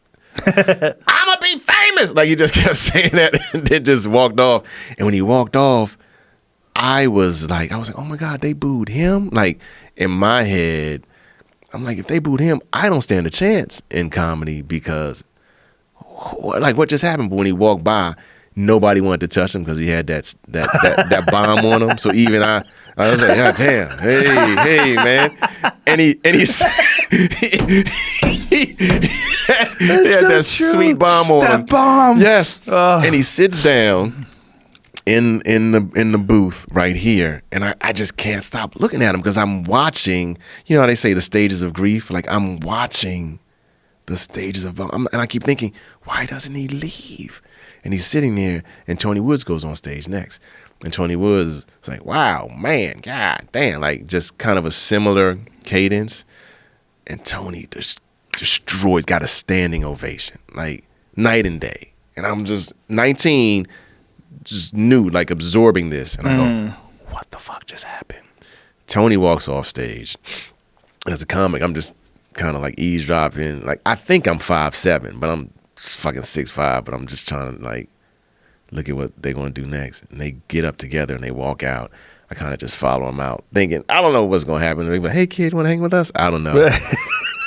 They get in the same car and it's like, I think it was a hatchback, I'm not sure. And Tony drives off. I'm like, whoa, they came together. And like, that was all I knew of that relationship. And so, and I knew that Tony had been doing it a lot longer. And I knew that Dave, it's kind of like how when Kobe came into the league and was talking like Mike, and then Kobe leaned into who Kobe was. He became who he is. Yes, yeah. I speak Italian, I'm speaking Italian. I speak like this. These are the things that are important to me. And so you watched Dave do that separate from Tony. But what I love about what Dave did, and this is why he's great, is he recognized Tony in his greatest like comedic moment. Like, it's the most honest thing you can do. You know what I mean? Like, most people would be like, I did this all me, but he was like, and what he said about Tony could not have been truer. You know what I mean? And so it just like touched my heart because I was there at the epicenter when I was watching Dave figure it out, and it was probably like, and it was like, and the material he was doing, it just didn't connect with. It was a blue collar black crowd, and I think he was doing like the superhero stuff, like, man, Wonder Woman's magic lasso. I don't hear that magic lasso shit. Like, it was just that. It wasn't like, it wasn't funny. Because to me, I'm a 19-year-old. I thought the shit was hilarious. So that's the other thing. I felt like, am I wrong? Like, I'm laughing, and you hear boo, boo. Like, I was like, oh shit. I was like, I can't help you, Dave. Like, that's just, and he came down, and then like a couple. I feel like 6 months later, I saw him on HBO or something. Like, it's like, so I was like, damn, he didn't let it stop him. And so I learned like all these lessons just sitting in the back of a comedy club. Donnell Rollins, who might come in and interrupt us. No, he too is from that area. And wow. Yeah, man. And I remember, and Donnell, like, you know how people talk about comedy. When he was on stage, people were saying he spoke Korean. I was like, God damn, who is this dude? And he was the first comic I ever saw command an audience. And I thought the audience, because I was, again, 19, like I had done comedy more than 5 times. And I hear the audience go, do the aspirin bit. And he would do his bit about aspirin. That would be hilarious. Do the bike bit. And he would do this bit about not getting bike. And I thought this motherfucker had like the audience had like requests, you know what I mean? Right. I was like, how great is this dude? Like, they know his work and they're requesting it. But years later, I didn't know that those were like comics. Like, Maybe it might have been comics, or it might have been his. But he always had like, he was just so amazing. So I had all these references early on as like where you can take the art form, you know, and how fearless it was. And then I went out to South Bend, where it was just completely different. Like I was in college, you know, but I had all this like these mental downloads of like of just how these different styles that hadn't really touched like the Midwest comedy scene. It's so funny when you're starting out too, because you're trying to figure out like what style is gonna work. Yeah. Do I change? Do I shift? Yeah. Like who am I? I went through all of that. Well, everybody does. Yeah. You have to. And that's again, that's bringing it back to what Notebooks is. Like I want to know what your particular thing was. Like I know what mine was, but all of ours is different. Yeah. But we all play the same. It's like we play the same sport, but we all play it different ways, and I love that shit. Like, so yeah, it's ironic that you brought that show up, because I was like, should I bring that up again? Yeah, you should bring it up. Yeah, I was so honored that you said you would do it too. I was happy when I saw those notebooks, I was like, oh shit, that's hilarious. You had the legal pad action. So old too. It's just amazing that I kept them. Well, yeah, we do. You can't. Stacks of them. Yes, and I'm sure there were several times when you were urged to throw them away, and you were like, yeah, my wife was trying to throw them away. Yeah. I go, nope. Yep, that's what gave me the idea. My wife was trying to toss mine. I go, no, what are you talking about? Fucking way. Those are going to be worth something someday. Yeah. And also when I was going through them, I was always thinking like maybe one day I'll find a gem. Maybe there's a gem in here, just a premise, just a weird premise. It's in there, but it's so hard to get that discipline, like to literally go through it. Mm-hmm. You know what I mean? How do you write? Do you sit in front of a computer and write? Do you write in front of a notebook? A great question. Or do you have good ideas and you just... Good idea. So what I do, you know what I started doing? And I'm going to do a podcast too. It's going to be called In Context with Owen Smith. Because what I started doing is I started reading a newspaper more. And whenever I read the newspaper, my brain fucking explodes with a whole bunch of just ideas. Newspaper? Yeah, why fucking newspaper? I like the physical. I like holding it. But now I'm getting myself to doing the online stuff just because it's just more practical. Because every time I go to get the paper, like it's not. It won't. I always feel so funny when I'm holding a newspaper now. Like, what is this? What are you, Captain America? Were you frozen in the 50s? What are you doing? Yeah, but I like, because you can see the words and you can see like they use specific word choice, and my brain just starts going, damn, that's fine. But my act isn't that, right? My act is more personal. But just Chris Rock told me something a long time ago. He said, I don't suffer from what is it when you can't think of anything? Writer's block? Yeah, I don't suffer from writer's block. I suffer from reader's block. I was like, oh shit. And and D.L. Hughley told me a long time ago, if you read the newspaper every day, that's equivalent to having a master's, you know. And I was like, no, it's not. Well, that's GED logic, man. But I was like, yo, write papers. you have to like do serious research. Listen, take when exams. He said it to me, I was like, that's hilarious. Okay, you know, but I didn't know he had his GED. Yeah, no shade on D, but I was like that stayed with me. So I was like, I would always try to like read a whole newspaper. It depends on what paper too. The New York Post, you got to go back. You got to go back. That's hilarious. You're gonna slide back to 5th grade. Yeah. That's hilarious. That newspaper is hilarious. I love the New York Post. My goodness. Every time I read it, they're just shitting on people. It's fantastic. It's like, it's not a tabloid, but it is. It is, but it's really the news. It's the news. But they talk shit, and it's funny. It's funny. It's not. New York Post, I grab that every time I'm back in New York. It's funny shit, man. Yeah, it was, so I've always tried to, but you know, shit that come to me in my sleep, conversations, and for me, it's about finding what is the right. I feel like where's the best place for this joke to live? You know what I mean? Is this a stand-up joke? Could I get more traction out of this if it's a sketch? You know what I mean? And then if it is a sketch, how can I still make it sing as a stand-up joke? You know? And what's fun for me is if I do something and I revisit it and I can do it like a lot cleaner and clearer, and then I get excited because then I can play. Because that's the other thing. Sometimes when you write, you forget to play. And I remember, I think I saw Bill Maher or somebody like that performing. He he kind of just stands there. And so I saw him come off stage one time, and he was like, man, that fucking audience, sucked.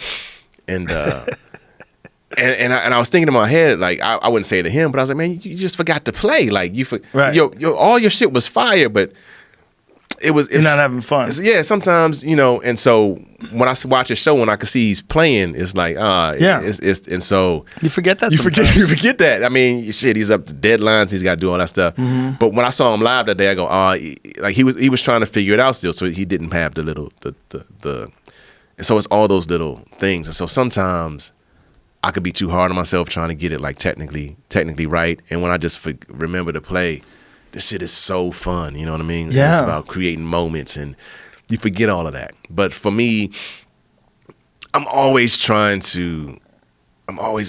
don't know, man. Like, I'll hear shit, I'll see shit. I'm like, what is that? So right now it's Black History Month. All this stuff about Martin Luther King. But my head went to, this dude, the FBI bugged. Like, they listened to all of his stuff. And so I'm thinking about the guys listening to MLK, like, it couldn't all be civil rights. Like, I wonder if he turned any of them, like, they listening, like.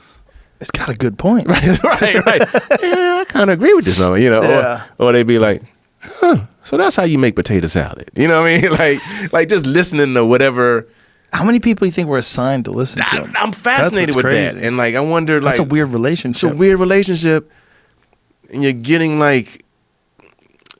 getting a peek into the world of somebody you're told is this one thing, and what if you hear something you just don't agree? Like, I'm fascinated with stuff like that, so I try to like figure out if you can make that funny. Sure, I mean that's where great bits come from, and they come from that uncertainty. Like, okay, where is it? I know there's something in that. Yeah, there is something in some FBI, some square FBI dude. Yep. Listening to Martin Luther King. Yeah, he's like, injustice anyway. Yeah, there's a thing that he could say. Yeah, that would turn him. Yeah. So I play with stuff like that. So sometimes one of my favorite comedians, I have a whole bunch, but comedians that always get to me are people that I didn't know comedy could do that. So I remember when I heard Dick Gregory On. It's an album called Dick Gregory On, and he was the first black millionaire to do stand up. And he has a great book. He has a book called Nigger, but his best book, I wouldn't say best, but my favorite book of his is called The Shadow That Scares Me. And it's really him like giving solutions to all of these like problems that are, that were in the narrative at that time about black folks. And I was amazed at his writing, and I was blown away by his stand up, some of the social commentary he would make, right? And I was like, oh man, I want to do some of that.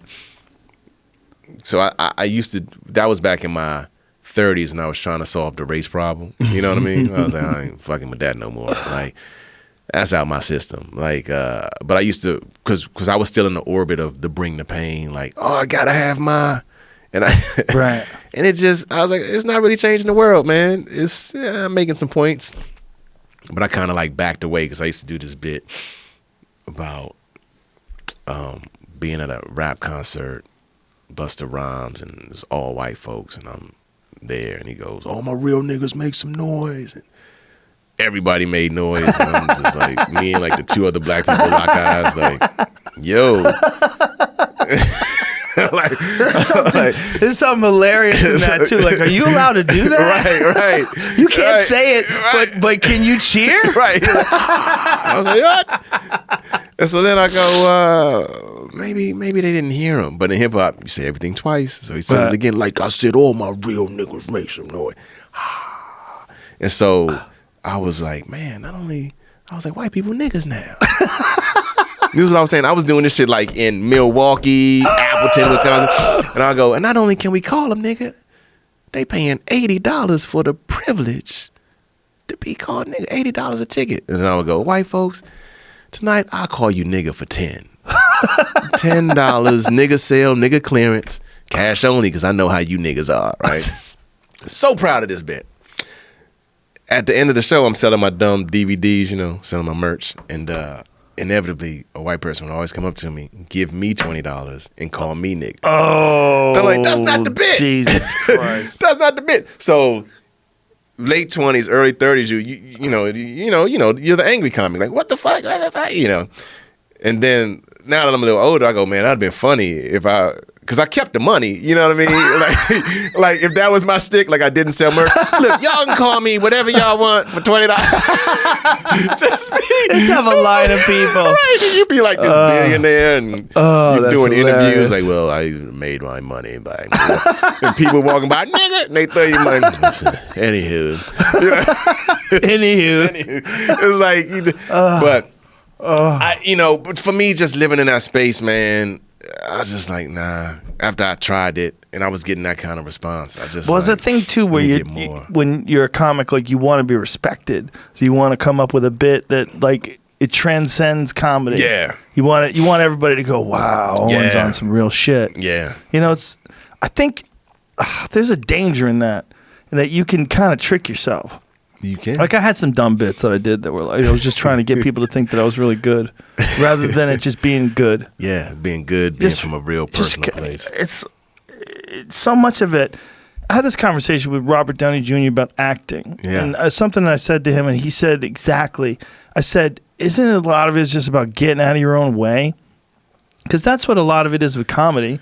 I think it's with acting. I think it's probably with music. I think it's probably with everything. I think you got to get out of your own way, because the way you look at yourself, the way you want people to look at you, it can hold you back. It can hold you back. It can hold you back. How many conversations have you ever had with a comic and they talk about how they want like the respect of the industry? They want the people to look at them. These fucking people don't respect me, and it's like, God damn, do you hear yourself? Yeah, you're wasting all this mental fuel on this nonsense. My mother-in-law has the best saying. My wife says it all the time. She goes, if you worry about yourself, you'll have a busy, busy time.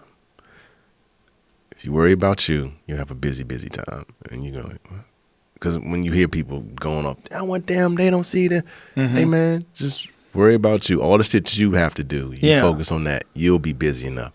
And nothing could be, truer than that when I hear, comics do that. Comics come up with a lot of excuses for many why things aren't going on. My favorite one. Yes, this is my favorite one. Yours? They don't want white men. They don't want white straight men. I'm like, what in the fuck are you even talking about? I've heard that, and they've said that to me. That is so fucking crazy. I'm like, okay, man. It's literally 90% of all comedians. They're not trying. Here's one thing that is true. Yeah, there are certain networks and certain that are trying to get people that are not white men. That's true. However, there's still a fucking shitload that are getting specials. Yes. The idea that that's somehow an impediment. Not really pushing the. It just lacks so much self-awareness to say that there's a problem being a white man. You understand when they say it to me, you understand, I'd be like, what do I do with this? So it's so not self-aware. One guy came to me one time at the Comedy Store, and he was complaining about not being able to get on staff. And as a paid regular? Yeah, but he wanted to be like a staff as a writer. Yeah, as a writer. Okay. And it came out that he sold shows, and so I go, so you have a quote? And I go, you mind me? What's your quote? And he told me his quote. I go, do you know what a staff writer makes? I go, you're not getting hired because you have a quote, and you know what I mean? Like no one's ever worked with you in the room. People need to know. Explain what that means for people who don't understand what that means. Oh, when you sell a television show, they give you a contract of terms in case the television show goes, and they agree to pay you an amount per episode of the show that you sold, whether it's a variety TV show, whether it's unscripted, whatever. All those terms are agreed in advance, and that is what's called your quote. And that quote is specific to the studio you did the deal with, but that quote can travel to another studio. So if you go someplace else, they may give you the bare minimum offer, and you can go, I have a quote, right? If you are a staff writer, and typically, that quote is a decent amount, right, per episode. So, but typically, if you're a staff writer, I think you get paid. I'm going to say it's less than $6,000 a week is how the math would work out, and so you have this thing where you have this quote that's probably $30,000 an episode. I don't know what that would track a week because they amortize it over however long you're slated to work. And as a staff writer, you're getting paid like this amount. So no showrunner in their right mind is going to just ask you to take a pay cut from your quote. Your people won't allow them to do that. And no showrunner is going to hire you at that high quote if you've never been in a room before. Like, I'm not going to pay you $30,000 an episode to learn. You know what I mean? so it was like, it's a lot of math missed in this complaint that you have built for yourself, which is fine. I just don't want to hear it because I know the math. So it's like, I hope I did a good job. No, that makes sense. But it's like, yeah, man, you succeeded at selling several shows. So that's like the lane you're in, unless you come in and go, listen, I'll take a pay cut. I want to learn. I need to get, if that's really what you want to do. Right. And when I told him that, it was like, I don't know, you ever tell somebody like a different solution and the face they make is, I wish, you know how you take pictures of Ian sleep? I wish I could have pictures of like that face. like when a light bulb goes off. Yeah. Oh, that's what's wrong. But the difference is, I think, between successful people and people who are moderately successful is they're open to that, right? Mm-hmm. Like you just told me put notebooks on YouTube. Guess where it's going to be? It's going to be on fucking YouTube. You know what I'm saying? I'm going to do it. Like, I'm not going to be like, I don't know. You actually connected what I've been thinking like the whole time. It's almost like you just gave me that extra like incentive to, yeah, man, I'm doing this now. So I checked in with him. No, he didn't, didn't do the thing. And so I almost think like he needs to feel that he's being, silly. Yeah, stacked against, so it fuels his. Okay. I go, okay, if that's your, feel like he's being maligned. If that's your thing. That's that fucking Hollywood world of. It's incredible. It's a gross world, man. Dude, the fact that you live here and figured out how to succeed outside of it is kind of diabolical. It's diabolical in a lot of ways. I'm kind of in it, but I'm kind of not. Oh my gosh. Yeah. Like, do you still go to meetings, or do you say no? Do people come here? No, there's no meetings. There's no meetings. Gosh. I say no to everything. I say no to every interview. I say no to every meeting. I say no to everything. But he said yes to notebook. He did notebooks. Yeah, but I said yes to that. Anything my friends do. That's so funny. I'm not interested. I don't want any meetings. I don't want to do anything more than what I'm already doing. Did you have this vision?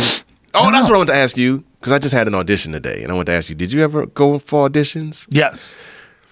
Did it become a thing that you set out to be great at, or was it always something that you just were like, I'm gonna see where this takes me? Like, I'll give you the craziest story about auditions ever. As far as success stories, I auditioned for 2 shows ever. I got both of them. The only 2 shows I ever auditioned for. I auditioned for a show called Hardball that was on Fox. It was a terrible baseball show. I got that. Started off really good, but the network fucked it up. And then I auditioned for News Radio, and I got that. So 2 shows in a row. So did you hold on, walk me through it though? Did you have to go do the first audition, callback, test, and all of that? All that. Yeah. Okay. Do you remember who else was? No, but I remember News Radio. I remember. News Radio. I was 26, so that was only like 4 years from when I was fighting. Right. So I had a different feeling of fear and anxiety than a lot of people did. And I was in the waiting room. There was an open call. And the open call, it wasn't an open call, but it was like a cattle call. There was like 50 fucking dudes waiting to get in there. And you would read, but it was interesting. It wasn't funny. I was like, what is this? But they did it on purpose. They wanted to cut out all the cornballs. So they gave you lines and you had to play it straight. Like it was like me trying to figure. I was a handyman at this radio station, so I had to figure something out. And I was like, I don't know what's going on with it. And they're like, but you're supposed to fix it. But yeah, but I can't fix it, so I don't know what to do. Like that kind of thing. Like there was no punchline. And I told my manager, I was like, I don't know. I go, the pilot was really funny because I saw the pilot and there was another guy on the pilot. Ray Romano was actually the original guy on the pilot, and they fired him. Ooh. Replaced him with another guy, and then they fired that guy, and then they had a call to see who the next guy would be, and then I went in to read for it, and then the first script was not. It was just straight. It was weird. So I said, I don't know what to do with it. I said, I'm just going to do it straight. And so then I got a call back, and then I got new sides, and the new sides were hilarious. And then I realized, like, oh, they're trying to cut out the cornballs. Yeah. They got a bunch of wacky, fucking real obvious sitcom guys. So I went in for the second call. And it was me and 3 other dudes, and they looked like they were about to get shipped off to Vietnam. They were white, pale, sweaty. Everyone was nervous. And I remember looked at them and go, oh, I got this. And I sat down and I plopped my feet up on the couch, and I just kicked back and relaxed. I relaxed. I felt good. Nice. I was like, well, how nervous you fucks are. Yes. Are you guys going to go in there and choke? Yes. So I just went in there and did it. But also the thing for me is I never wanted to be an actor. I just did it for the money. Yeah. Like when I got an audition for Hardball, it was because Disney gave me a bunch of money for a development deal because I did stand-up on MTV. So I did the MTV half-hour comedy hour, and then MTV, they offered me the most ridiculous deal ever. It was like $500 to do a pilot, and then if they decide to do it, even if they decide to shoot it and never film it, they have you locked up exclusively for 2 years.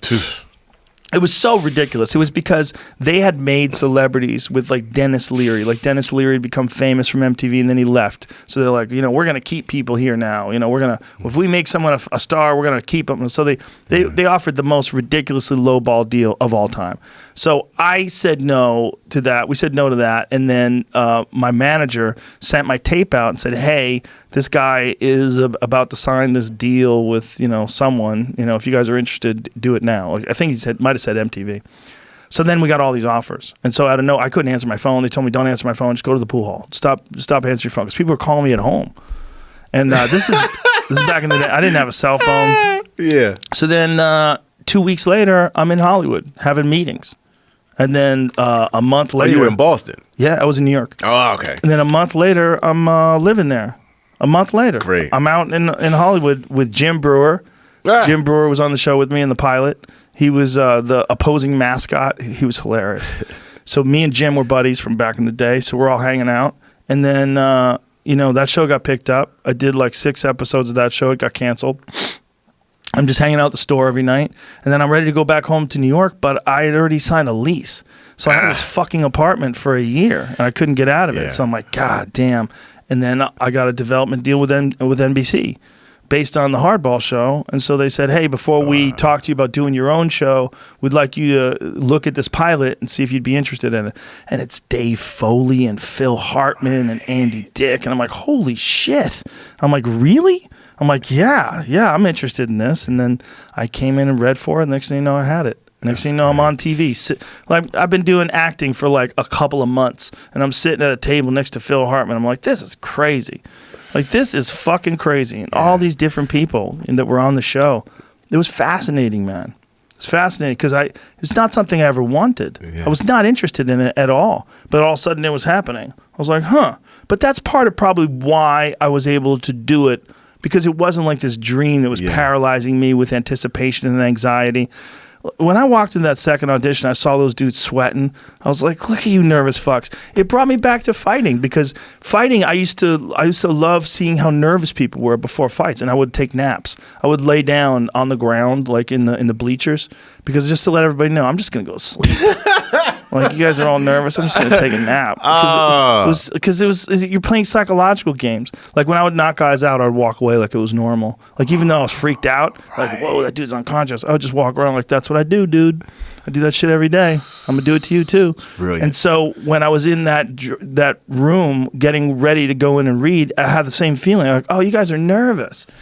I'm like, put your feet up, what an asshole. I was like this, like, oh, I got this. You're that guy. Well, also, I was the only comic. Yeah. Those guys weren't comics. So they weren't used to performing live and all that. That's a giant advantage. I love that. Like, when I would audition and like a really good looking guy would walk in, I'd be like, oh, he ain't funny. Like seriously, I would have no fear. I'm like, whatever. This is a comedy. Yeah, good luck, man. Like I have no fear. You know what I mean? It's too hard to be good looking and funny. It doesn't really work out very often. Come on, man. You ain't gonna be funny than me. Let's do it. The reason I did Fear Factor because I didn't want to work with actors anymore. Amazing. When that came up, I was like, because I had auditioned for like 1 or 2 sitcoms that I didn't get after Fear Factor. But it was a thing where I was like, man, I need to make some money. Like, I'm not making as much money doing stand-up, and I was used to making TV money, and I had development deals, and they didn't go. And then I auditioned for a couple shows, and that didn't happen.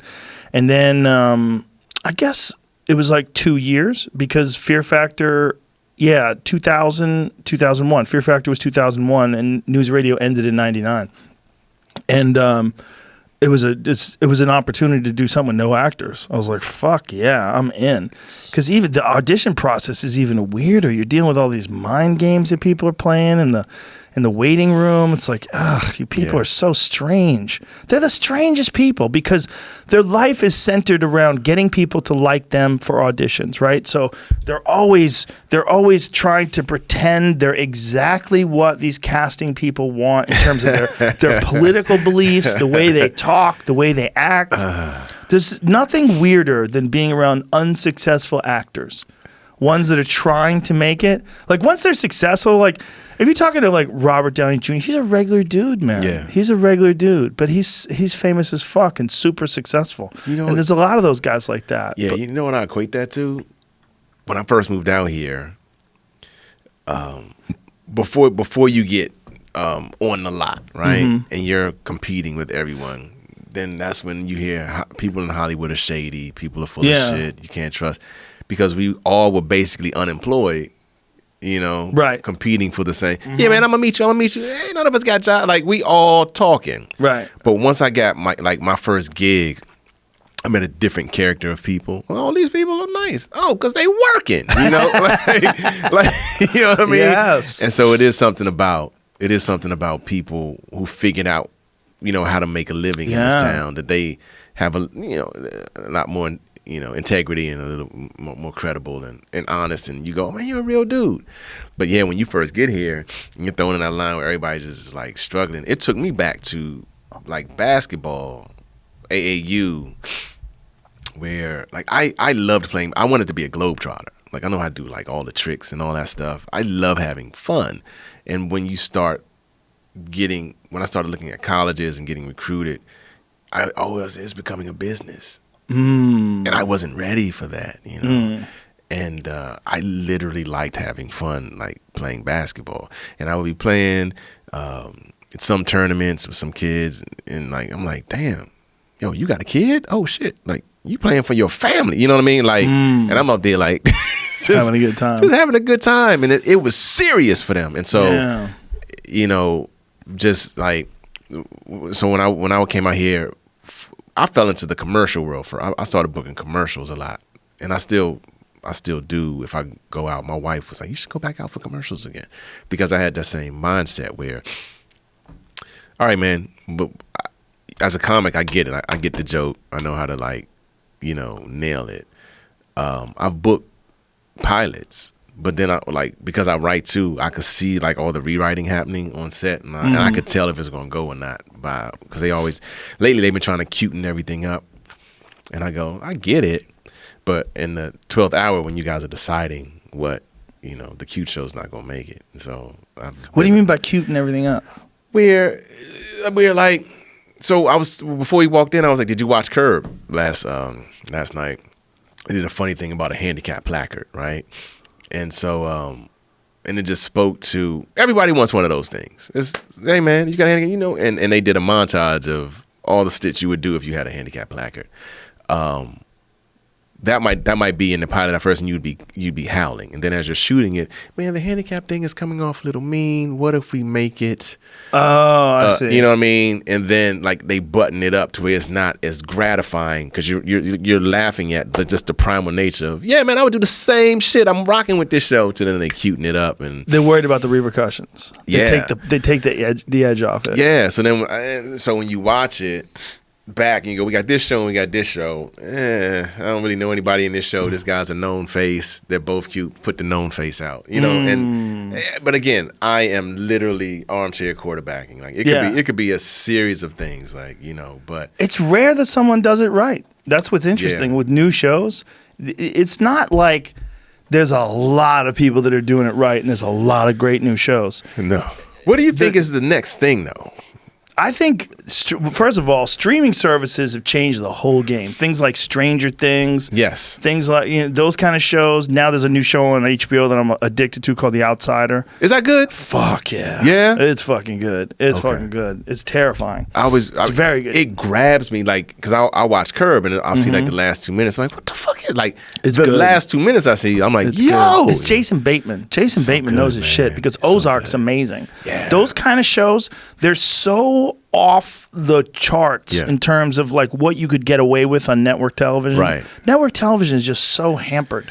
They're so confined. Yeah. They have shackles. They just can't do anything wild, anything outside the norm. Yeah. They can't take any chance. I mean, spoiler alert, on The Outsider, you see a dead kid like 30 seconds into the first episode. Yeah, you can never do that. Not just dead, but mauled. I mean, it's horrible. I mean, it's a stunning visual, and if you can't handle that, it's not like something you see a lot throughout the whole show, but it's enough to fuck you up. But they'll let you know, like, hey, this is not CBS. Right. This is chaos. Like, this is as realistic a horror show as you're gonna get. It's interesting when I watch. Yeah, it's like everything is like a different palette, right? Yeah. Like if a network show is like clicking, I can get how people would get, you know, fall in love with the romance of that. Like, oh, this is good. This is a good show. But the process, the creative process, coming from a stand-up brain, you know, I'm a stand-up first. It's very collaborative. And it is, like you say, it's collaborative with a lot of people who, at certain stages, you're like, yeah, you know, yeah. But then because I'm just going through it, so I'm being like very diplomatic, and I go, okay, well, why do you have this job? What do you do?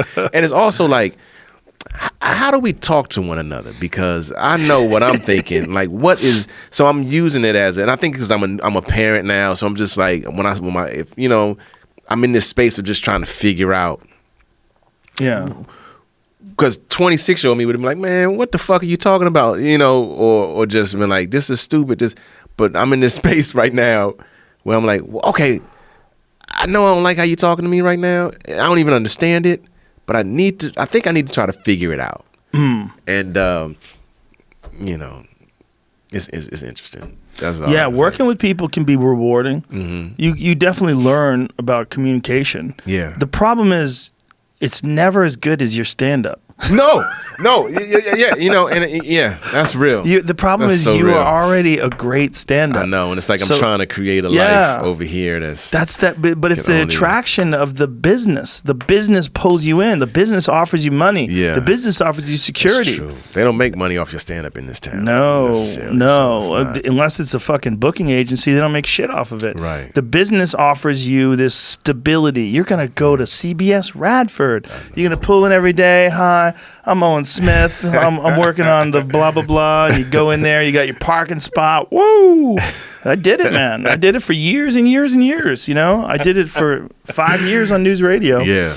It's attractive. But that's people what's love unique about you. You did it already. Yeah. So it's like I've done both things. Yeah. I did 2 shows that went to syndication. Yeah. I did news radio that went to syndication, and then I did Fear Factor that did syndication. And I get offers all the time to do stuff on TV. I don't want to have anything to do with it. What? How did you and Stephen A. I meant to ask you that. Both talking about boxing. That was like an amazing thing to watch. MMA. That was an amazing thing to watch.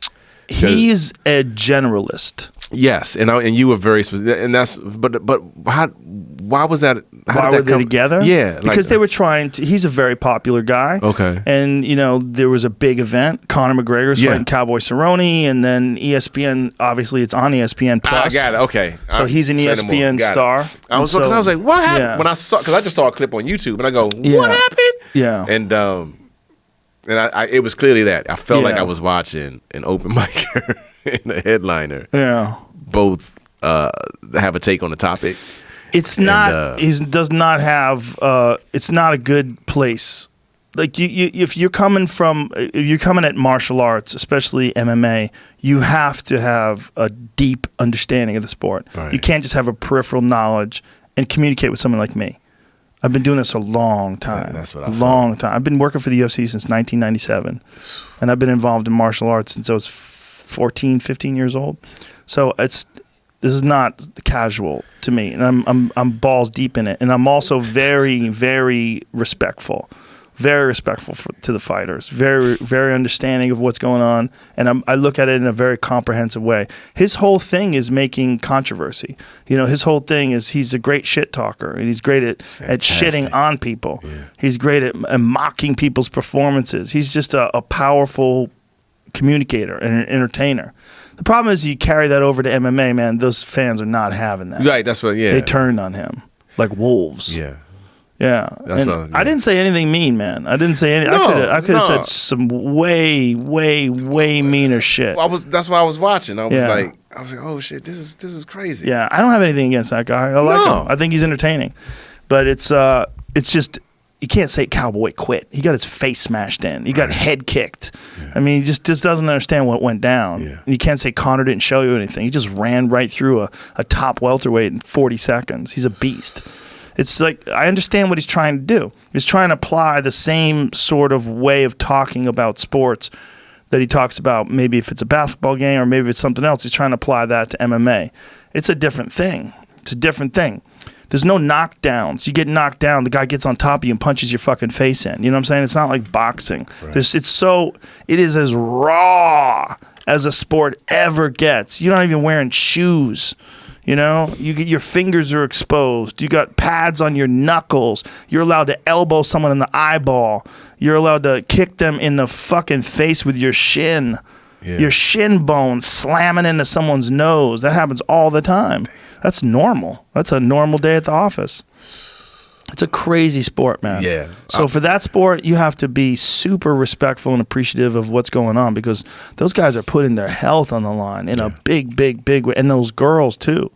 Those girls fuck each other up, man. It's rough to watch. That was one of the hardest things for me to get over, watching girls get fucked up. Because you don't think about that, right? I mean, I saw that in the Taekwondo days. I definitely saw girls get KO'd. But it wasn't as normal. Like in MMA, like you see girls get just smashed, man. You see them get smashed. Like girls that fight Amanda Nunes, she just beats the fuck out of them. Yeah. Woo.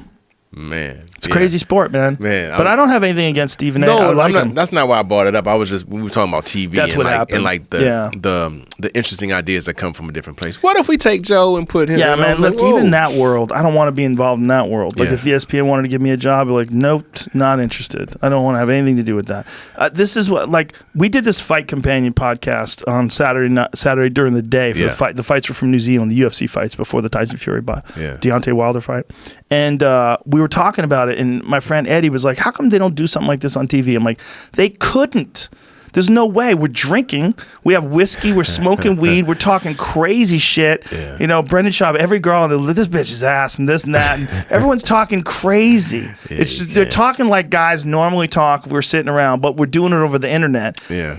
But it gets millions of views. So it's one of those things where, like, if a network had a show like that, they'd be like, this is a hit. Yeah. It's a giant hit. For a sports show for a sports show to get way more views than the actual show it's watching. So it's a fight companion. We're watching the fights and we're talking about the fights, but that gets more than twice as many views as the actual fights itself, which is kind of crazy. That's very crazy. But the only way that happens is if no executive, none of those half in, half out people we were talking about before that are really could work at the Discovery Channel or the History Channel, they're trying to cuten things up, trying to take the edge off. Look, guys, we're going to cut that segment around when you're talking about those girls' asses. It's just kind of disrespectful. And, I've got kids of my own, and I've got daughters. Like, get the fuck out of here. Like, if we had a producer in here that, like, some network schlub. Oh, that's it right there? Oh, my God. Giving us notes at the end of every show. Yo, you couldn't do it. Yeah. When I worked on late night talk shows,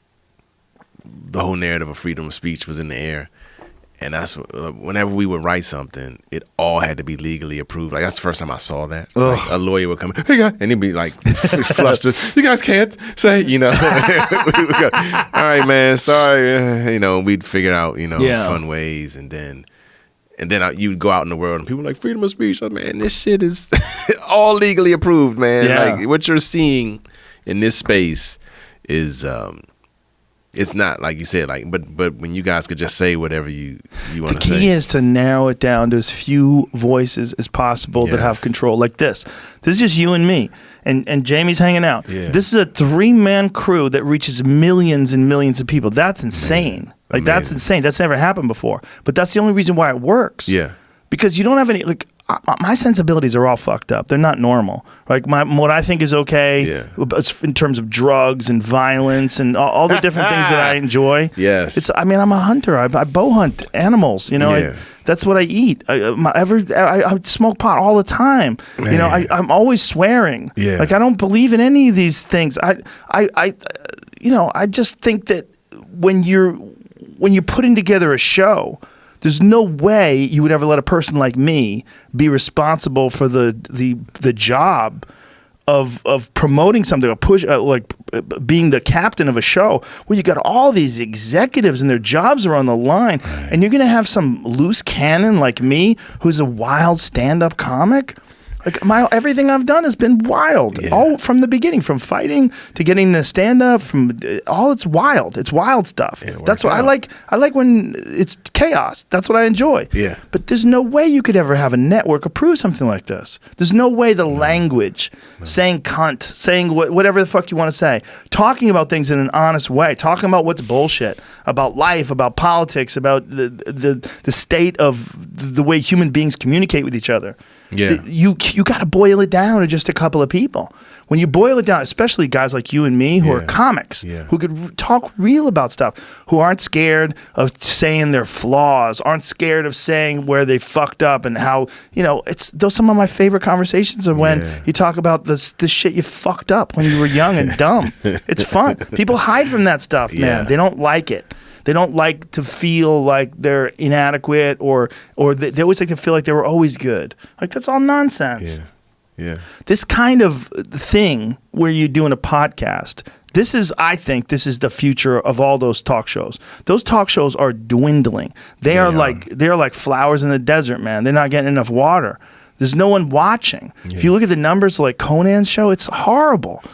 And, you know, he's a legend. Yeah. And all these guys are legends, but no one's watching that shit anymore. Yeah. Because you could watch this or any other podcast. There's something like 900,000 of them. Oh, wow. And you could watch them or listen to them anytime you want. Yeah. You could stop it when you have to take a shit. You can come back. Yeah. You know, you don't have to wait for it to come on. You know, none of that nonsense. Yeah. You can listen in your car. You could watch it on your computer. Like this is, and people are being real. This is a different world now. With the internet, there's too much real information for you to get spoon-fed nonsense on television. You know, like when I watch those CBS shows, like those crime shows, I'm like, old people are watching this, right? Old people and people that like have chemicals at work and they come home drunk. You know what I mean? Like there's something in the air, like, oh, they just want to sit and have something mindless spoon-fed to them. That's those network shows. That's what keeps those things alive. Yeah. Those things are so watered down and so nonsense. Yeah. They're not real life. I wanted to tell you, I got beef with Malcolm Gladwell. Really? You spoke to him. Yes. You need to connect us. What do you have beef with him about? I love him, right? Okay. You used to listen to his stuff all the time. And then he did something with some guy, and I think he was a little tipsy, but he was talking about how he could do stand-up. Doing stand-up is easy. He really said that? He really said it. I wanted to send you the clip. Oh. And I just want to be like, Malcolm, come on, fam. He said that? Yeah, or something. I have to find it. He was like, doing stand-up is nothing but, and he intellectualized it. It's a certain set of thing in the room with people drinking, and he tried to like, and I want him to feel it. Like, I want him to, and so that's like a guy who watches a fight and thinks, oh, fuck that dude up. Yes. And when he said that, I was like, Malcolm, come on, man. And it's like I couldn't watch him anymore. I was like so angry. Yeah. And I watched a few clips of him here, and I was like, man, I miss Malcolm. But he needs to know you can't be. If he really said that, he just doesn't understand what it audience. is. No, he might just not understand what it is. But I want him to. I want to take him to a black room. I want him to go on stage, like the realest room. You know what I mean? Go do your thing, man. Go do your nonsense. I just want to see it. Just see him bomb. Just feel it. Because you just crackle. Feel the heat coming off his body. Yeah. Ooh. Yes. You can't. I mean, it's like, and to me, it was like, man, you wrote a book about 10,000 hours. And you sitting there going, I can do this. It's like, come on, man, don't do that. It seems like, but this is what I've been saying about stand-up for a while, is that if you talk to someone, a lot of people have been funny in their life. Most people have said something funny. Of course. And everyone can talk, right? So all you're doing up there is talking and you say something funny. It seems like I can do it. Yeah, but you're doing it. Yeah, but you're talking and saying something funny to people who know you and love you and know your quirks and your tics and all that stuff. You're in front of strangers, right? Who may or may not be in that audience. Well, that's the difference between, I don't know if you've ever seen this, but there's a lot of people that are maybe podcasters or they do other things, and then they're doing stand-up occasionally in front of their crowd. Yes. And they think they're doing good stand-up, but then they'll go on in the store and they'll get sandwiched into a lineup in the OR of murderers. Yes. And then it's ugly. Yeah. It gets ugly because reality sets in. Because if they're all there to see you and they're all your fans and they paid money to hear you talk, they just want to see you. Like, hey, there's the guy from the show. Yes. Yay. And they've probably never been in the comedy club. So if Malcolm is doing these speeches and he's doing these speeches in front of these large audiences, he's probably said some funny things. Yes. So he probably thinks that he can do stand-up. He's a funny guy. But when he got it, I was like, man, I need to find dude. I need to talk to him. It's not when it's I don't think people understand what it is. It's a very weird art form because I think it's only truly appreciated by people who've done it. Like truly appreciated in terms of what's actually happening. Yeah. And it took me years to realize that what was going on when you're killing is a sort of a form of hypnosis. There's the audience is letting you into their mind and they're letting you think for them. That's why when you have clunky shit or you blow yourself up or you have a distorted perception of yourself or you have too many words, it's like annoying, it's frustrating, it's hard for people to absorb. You lose some of that grip that you have on them. Yeah. But when someone has an economy of words and they lock in and their jokes are tight and then they keep going and going, you're lost in their thoughts. Yep. You just let those people carry you. I love it. I think my favorite thing is to sit in the audience and love someone killing. I just go along with them like, It's so fun. It's so fun. Yeah. But to break that down to just sentences and words and you say this and you say that, it's not that. There's so much more to it. So many elements. That's why I love watching, like, you know what I wish? I wish there was a stand-up show. You know how, like, I love now that some of these ex-NBA players are on ESPN because now they're speaking about the game from being players. Yes. So you have people who clearly have never played. Right. But, very learned, pundits. And then they'll go, that ain't it, man. Yes, exactly. You ain't never do this. Is this. That team gonna lose. And then the team loses. I love that shit. And I wish that there was a show like that for stand-ups where we could watch a stand-up special. We would be it would be hard though. I know because you come across as hating, but it's not dog shit specials. I know. And I know there's some that should have never happened. And you watch them and you'd have to break it down. You'd have to go, this is nonsense. Like this is nonsense right here. Yeah, but I enjoy figuring out that puzzle. But we couldn't do it publicly. No, I know. Fuck. You know what I've been doing? You know who some of my favorite people to do this with? Me and Eddie Pepper sit in the back of the room and just tear something apart. And it's so fun. It's so fun. It's and we both are like, and then we go up and do our act. When you see bullshit comedy is fun to watch sometimes. It's so fun. But what I'm saying, like, what's drawn, I'm fascinated by that thing where we're truth tellers, we're honest, we spend our whole lives trying to figure out what our truth is, but we can't speak truth about certain things still because it's bad optics, it's bad thing, it's bad optics, good way of putting it. But it's like, my intention is to help it. You know what I mean? Like, my intention is not, that's why I said I don't like I'm not walking around going, this guy sucks. I love that you say it's dog shit, but I feel like I just feel like you should have taken a year. You know what I mean? Yeah. And this is a good start. But that's the case in everything. It's the case in fighting. There's people that are bad at fighting. Oh my God, I want to see what that is like. Oh, there's people that are terrible at it. Oh my gosh. And then they try to fight professionally and they get crushed. Yeah. And then there's people that are really good at it, and you watch them and you go, oh, I see. What's separating the creativity, the aggression, the understanding, the technical aspects of it. Oh, yeah. That's the same with stand-up. There's people that are mediocre at music. There's people that are terrible at poetry.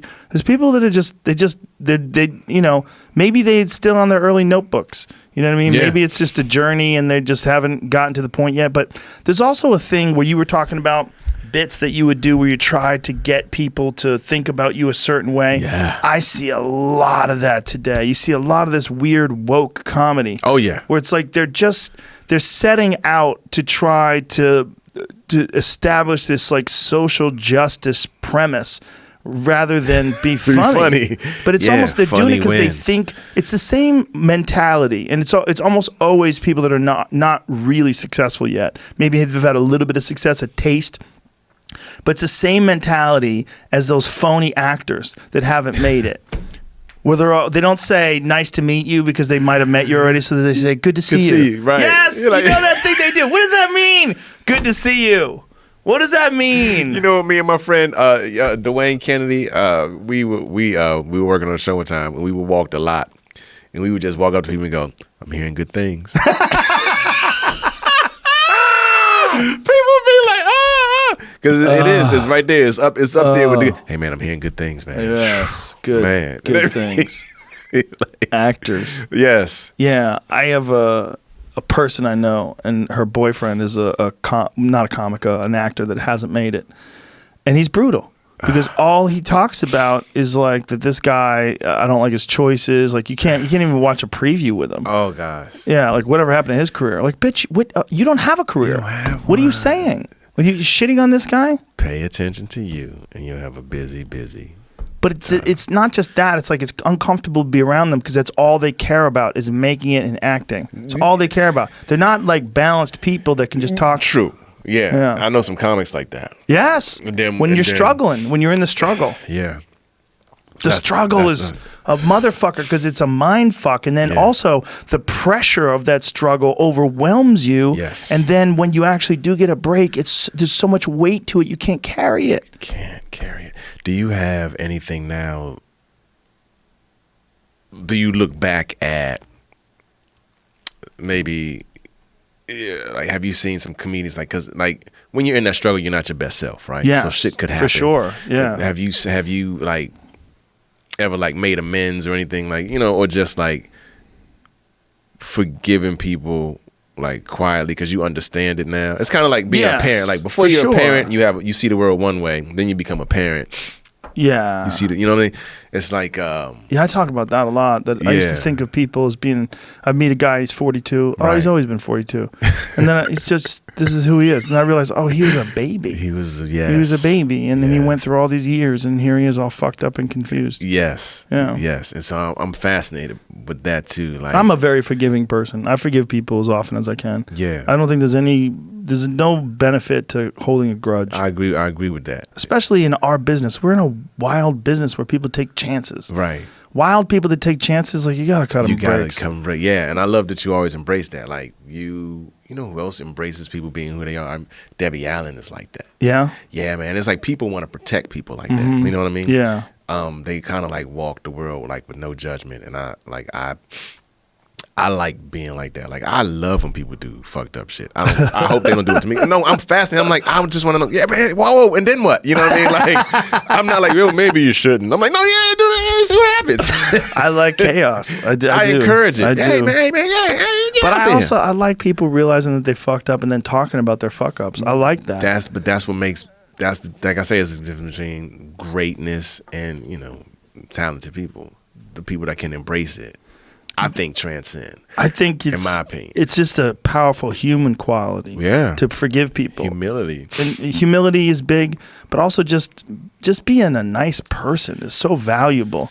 It's so valuable. And I love hugging people, man. I love one of the things I love most about coming to the store or to the Improv is seeing all my friends. I love that. We're all in this weird business together. But I've been told I'm too nice. No. I've been told I'm too nice. Who the fuck told you that? Man, some asshole. Well, because I haven't had a special and all that shit. That's bullshit. So like, you're too nice, man. No, you haven't had a special because you concentrated on writing. That's all it is. Right. You're not too nice. Yeah. That's all bullshit. That's crazy talk. I know. I was like, the shit I've been thinking. People, when things aren't going well, right. Assholes on the outside come up with solutions. You're too nice. I know what to do different.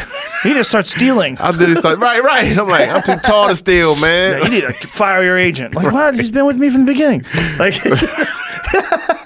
People think that there's always some solution that they've got. Yes. That's a dangerous thing when things aren't going well. All you need to do is, people. Yeah. All you need to do is, you're listening. Even people that are really good people come up with bad solutions. Oh, yeah. Like my own manager, I've had I found my manager when I was an open micer. He found me when I was an open micer in Boston. I've had him ever since.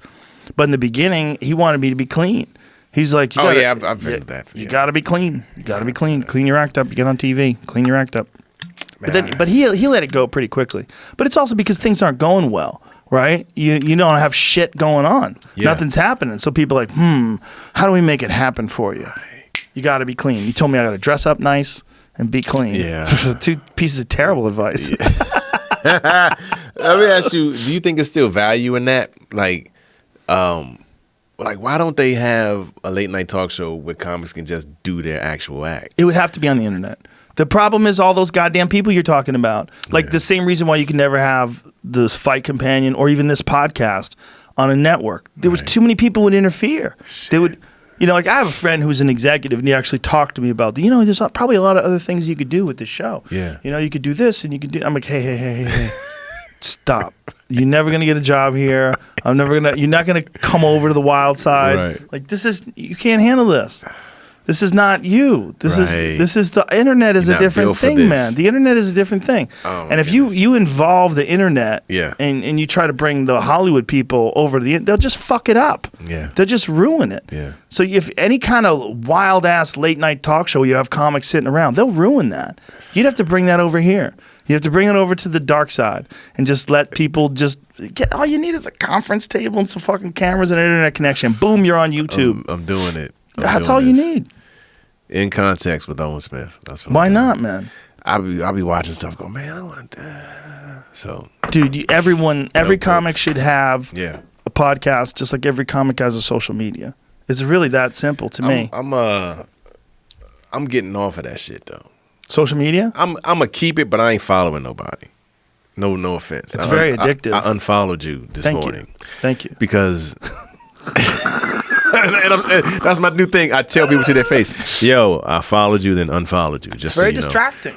Yeah, it totally is. And I'm like, God damn. Looking at pictures of my dog and stupid shit. Yeah, it's like, my dog's right here. I can just pet my fuck. Why am I doing it? So it's a time waster. Yeah, man. So I'm on it. Y'all can follow me. Owen Smith for real, whatever. I'm no, for real, man. Whatever. I'm trying. Yeah, I'm not following nobody. I'm gonna get rid of all my Twitter followers. Like, if I know you and I see you, I'm gonna engage that way. I'm only gonna post stuff that I feel is funny and fun or whatever. It's a good promotional tool. That's it. But that's it. You have to be worried about the addictive nature of social media. It's very addictive. Yeah. It's very hard to like. You could, when I take a shit in the morning, I'll go over my email first, see if there's anything important. I'll see if there's anything funny on Instagram. Yeah, and then I'll Lil Duval always makes me laugh. I go to his shit first. Yeah, he's the best. Him and Kyle Dunnigan are the best follows on Instagram. You know what's funny? He's from the Bahamas. I was born in the Bahamas. That motherfucker's so funny, man. I sold the show to ABC and I wrote it. And they were asking me, like, who do you want to star in it? And I wanted Lil Duval to star in it. And the whole network thing, I was like... Plus, I don't even know if he's fucking with TV now because his music career is like... He's doing so well with performing live. It would be a demotion. You know what I mean? He has planes. Yeah. He has 2 planes. Yeah, I know. Isn't it crazy hearing him talk about it? But I just think he's so... Like, you trust him. Yeah. You know what I'm saying? Like... It's certain, like when you see him, you know his goal is to be funny, and you just trust it. Yes. And even though he hasn't quote unquote been number one on the call sheet before, I was like, man, this dude will be He would be murderous. This dude would be murder. But I knew it's too late. He's free already. They passed on the show, so I didn't have to go do with the casting thing anyway. But in the back of my mind, I was like, man, he would be the perfect. If you had a show that was produced by people that you respect, and like other comics and like really intelligent people that you trusted, that would be a different experience. Completely, and it wouldn't even feel like work. Yeah, and it would have to be people whose lives didn't depend on the success of the show. That's so important. Yes, because you could feel that shit, man. Yes. Especially with notes and all of that. Mm-hmm. But again, like I say, I chose to look at it as a challenge. Let's go, what is this? Let me see how I can, it clearly benefits your stand-up writing because you have this, your stand-up, you vary widely in your subjects. And you also, you have this approach. You have a very comprehensive approach to subjects when you examine subjects well. And I think a lot of that comes from your writing, and a lot of that comes from also dealing with network notes and dealing with executives. Like there's a benefit, but the benefit's done. You already got all the good parts of that. Yeah. You got to break free of the tit. Got to break free, man. So there it is. TextOwen.com. You could do so many different things, man. All right, you could do so many different things. I'm gonna hit you up. And if you want to do some gigs with me, I got a bunch of gigs. I'm announcing a giant tour tomorrow. Yay! Yeah. Hey, well, you just announced it today. Yeah. Does this come out tomorrow or is this out today? This will come out. When does this come out? Tomorrow. Yeah, tomorrow. Okay, good. Yeah, so good. Tomorrow meaning today. So I'm announcing a giant tour today. Yay! Oh man, yes, I want to. Let's do some gigs. Let's do it, man. I'd love to take you out. I would love it, man. Do some arenas. Yes. Woo! What's the biggest place you ever performed at? Radio City Music Hall. How many is that? Russell Peters. Maybe 6,000. Oh, okay. Straight up. And let me tell you, the Comedy Store, my training in the Comedy Store prepared me for that. Yeah. Because at the run through, I was like, how am I going to play this? Because it just goes up. Right. When I was on stage, the way it's set intimately, it felt like the OR. Really? It felt like the OR. So from a technical perspective, I just had to stand there and trust the material. And then when I would act out something, it was so much more effective than the first instinct. Like, I got to work this stage. Oh, yeah, You know what I'm saying? It's like, if I was like a couple of, just because of my build and my height, I was trying to figure out what's the best way to like connect. And, some people like to pace. Yeah, and pacing is fine, but it's got to be in you. Yes, and sometimes I pace, but the more I know it, the stiller I can get, and then I can play. Now I'm playing. You know what I mean? Yeah. So it's like it's the work of it all. So when I did Radio City, I stood there, man. Destroyed that. Like, it was fun as fuck. Like, I love arenas because you forget when the drinks are being bought in the tabs are being dropped. You don't have that. Like, they're actually just there. Yeah. And you're like, oh shit, like, it's just a different. Have you done one in the round yet? Not yet. That's wild. Yet. I can't wait. That's weird. You can pace it around. It's fun. That'd be fun as fuck, man. Like, I get chills just thinking of like, when I first started, the few auditoriums I did, then a few arenas, not arenas, theaters.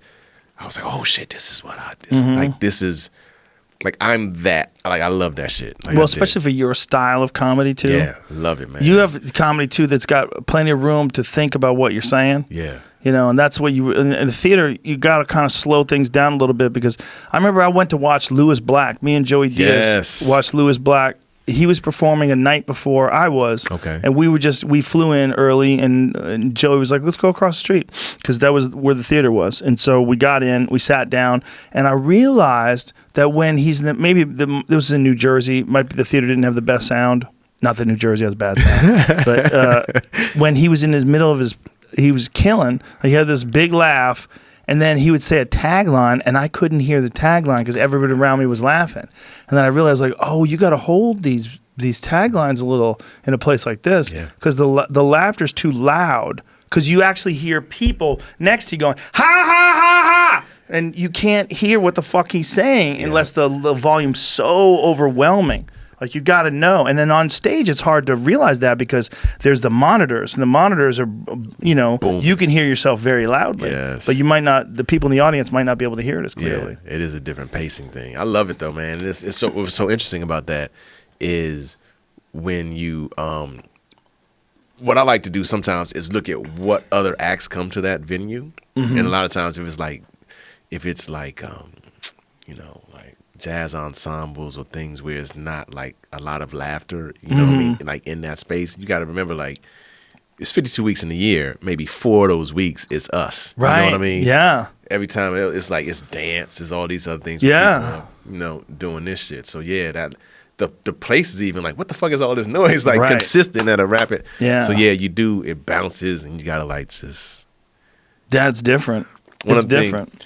What's your thing that you do when people are laughing a lot? You know what I'm saying? Like if you got a lot of laughs, some people like to do that fake laugh. If I laugh, it's because I'm laughing. No, I know. I don't have a fake laugh. Yeah, I know what you're talking about. The old school cats could take a puff. Yeah. Like, what's your... I don't know.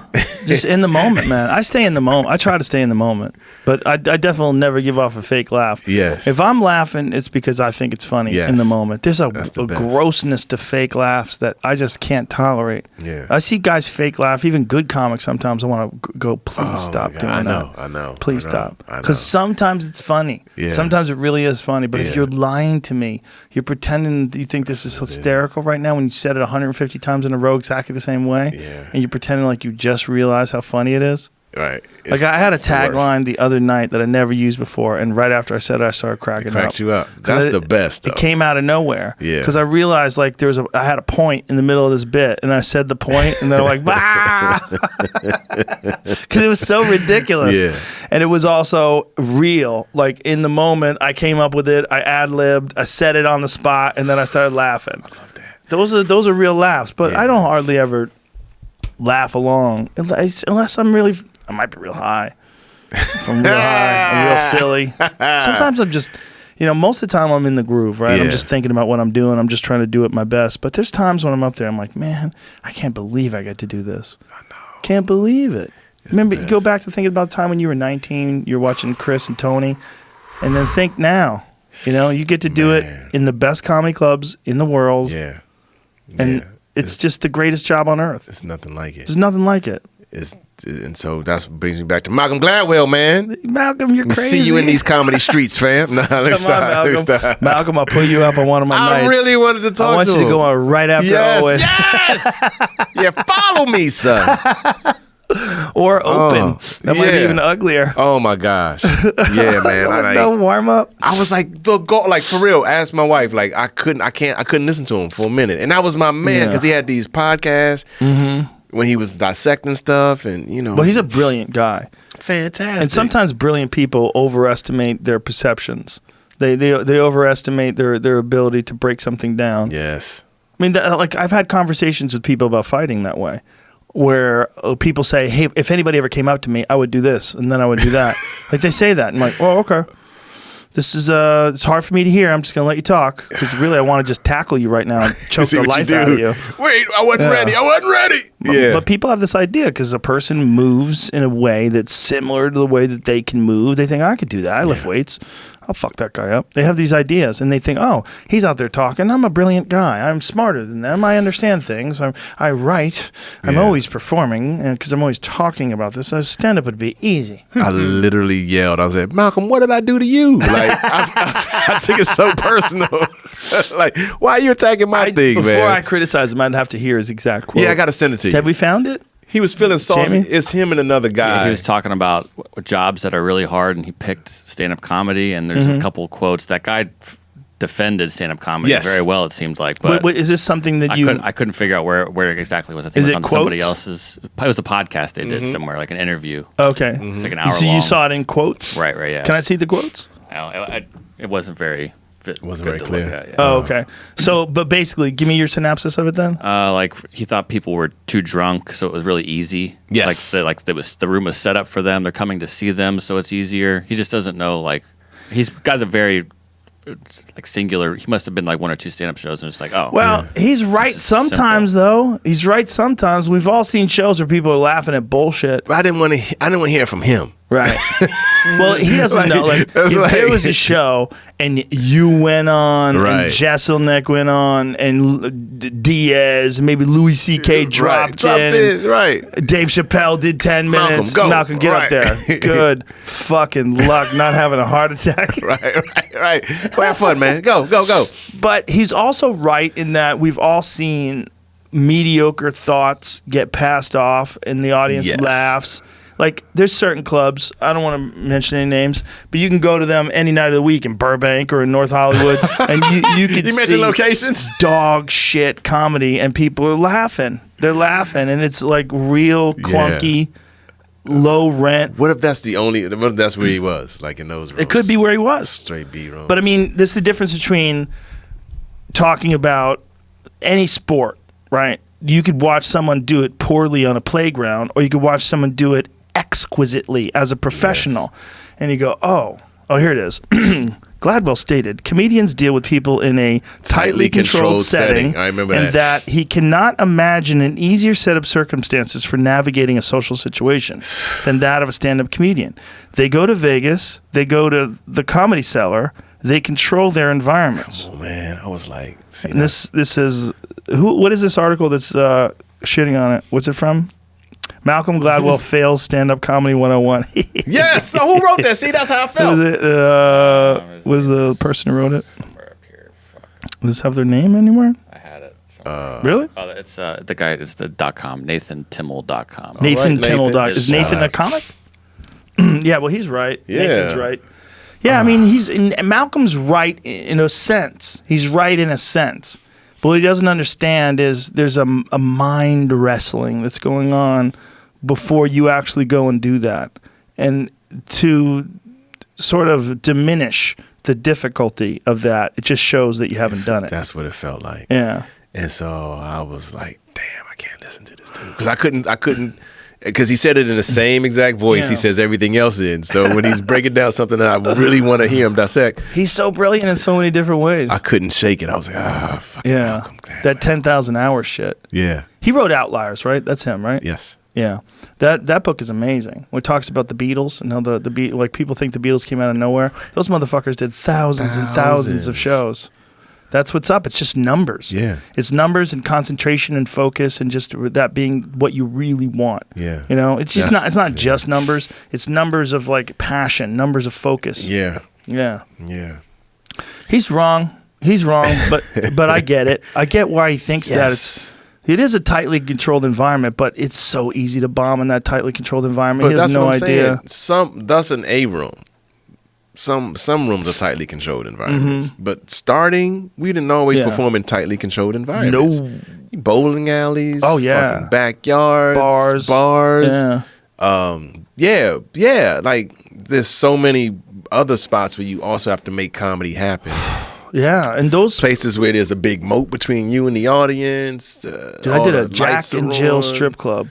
There you go. Jack and Jill strip club in Woonsocket, Rhode Island. There was a guy named Brian Deary. He used to book these gigs. I think he's still around.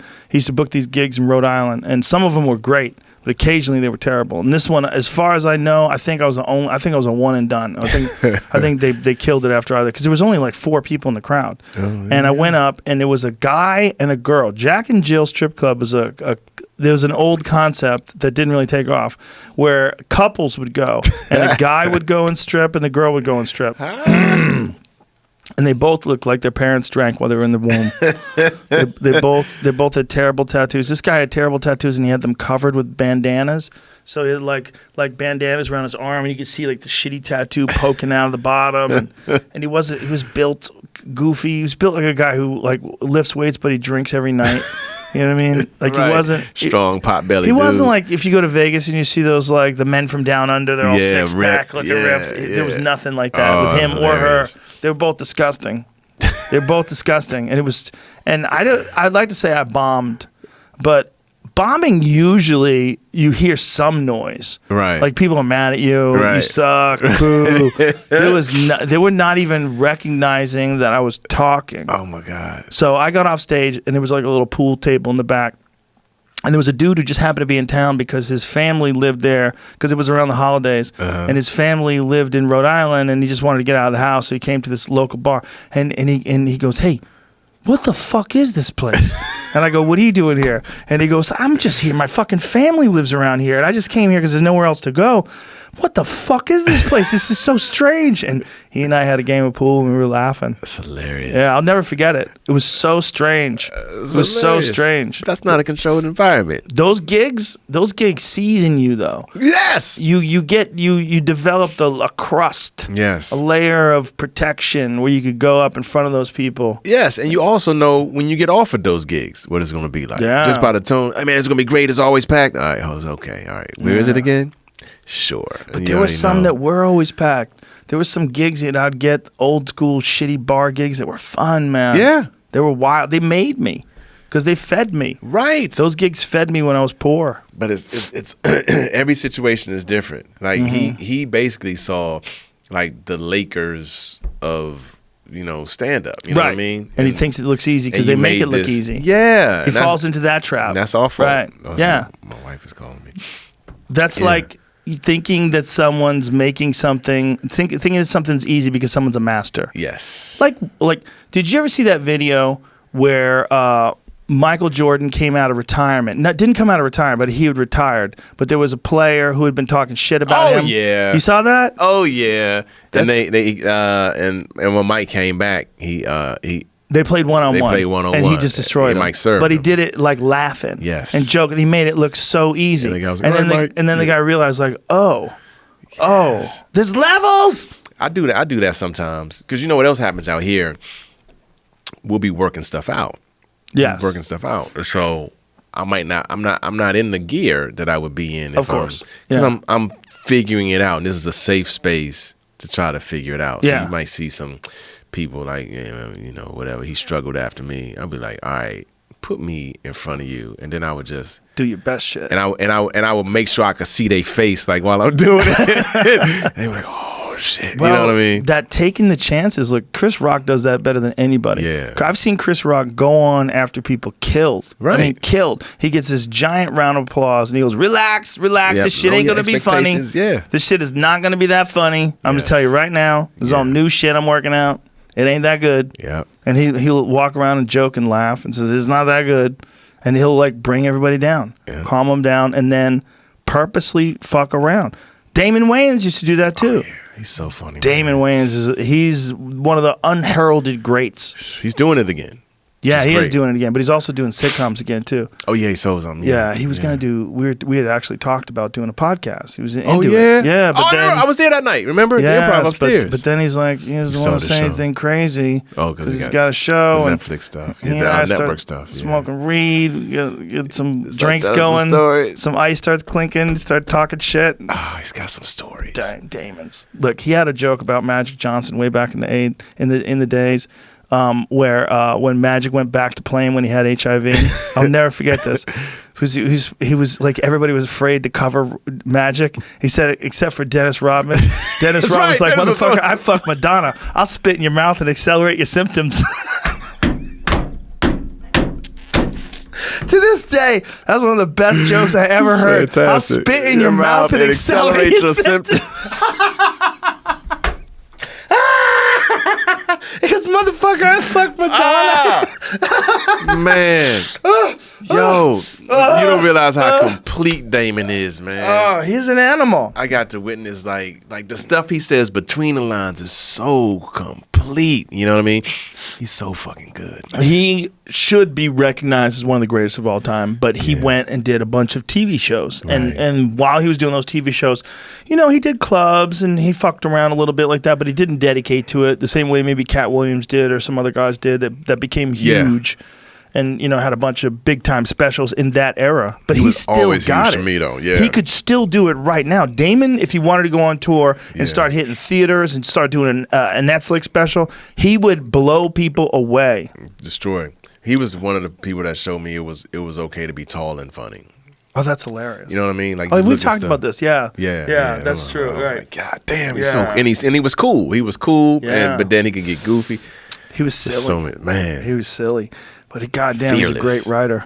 Yeah. Great writer, great performer, and part of one of the great. Look, there's two greatest sketch. Well, there's a couple other ones that are, but for pound funny, there's In Living Color and number one is Chappelle Show. Now, Chappelle Show is number one because it only really lasted 2 years, right? And still to this day has some of the most legendary sketches of all time. Clayton Bigsby, one of the most legendary sketches of all time. All the Rick James shit. Oh my God, legendary. But In Living Color in that era. Oh my God, that era, that was the show for that era. Yeah, and Damon was a giant part of that, and Keenan, and it was stuff you had to see, like you would race home to see. You couldn't, But Damon, somewhere along the line, look, the world was a different place back then. But he had decided that he was going to do movies. Remember, he was in The Last Boy Scout with Bruce Willis. Yep. He was a movie star. Yep. He was doing action movies. Yeah.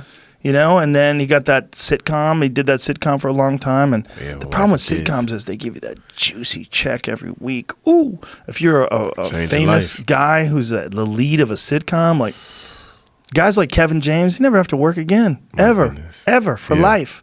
You get that juicy check, the show went for 6 years check. Like, oh boy, man, oh boy, that's the. You don't have to do nothing. Yeah, but it's a trap. It's a trap for someone who's a great comic. Yeah.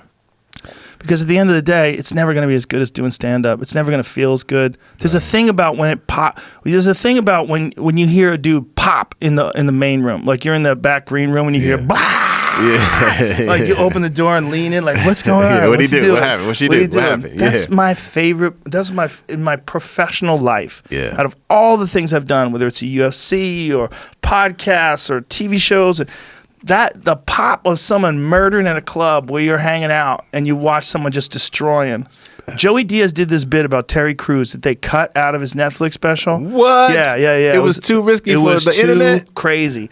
Netflix was like, "Fuck you." It was because it was a Me Too thing, and it was, but it was basically saying that, like, it was basically mocking Terry Crews. Like, it was Terry Crews threatened. Like, he's a goddamn fucking super athlete. Right. Like, Terry Crews is a massive man. Yeah. I mean, the idea that some agent touching his dick was actually terrifying is so ridiculous.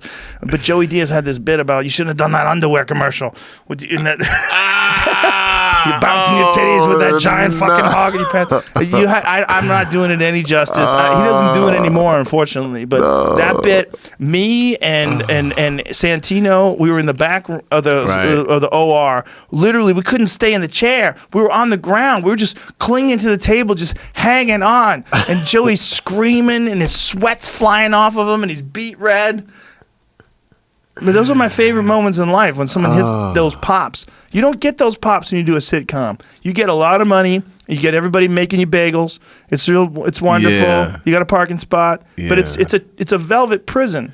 Do you think your insecurity rises when you are being coddled and treated like that? Mine does. Yeah, I was wondering. Yeah, mine does. I got fortunate in that when I did Fear Factor, I never stopped doing stand-up. I never stopped. Okay. I was always at the store. Yeah. Always. So I was balanced. Scared because I had fucked up during news radio. When I was on news radio, I went for a long stretch where I was barely doing stand-up because we were long hours. When a sitcom is first getting... It's trying to figure it out. It's like 12-hour days. Yeah, it's long. I would do sets, but I wasn't writing any new material. And then I had a writer, one of the writers, and one of the producers came to see me, and I ate shit.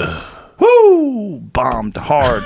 In the main room, like a late show on a Friday night, Friday or Saturday. I ate shit. I tanked. I was so nervous. And I see them, and they were real close. They were like fourth row, and I'm like, oh my God, this is embarrassing. And there was only like maybe 30 people in the whole crowd. It was a tiny crowd.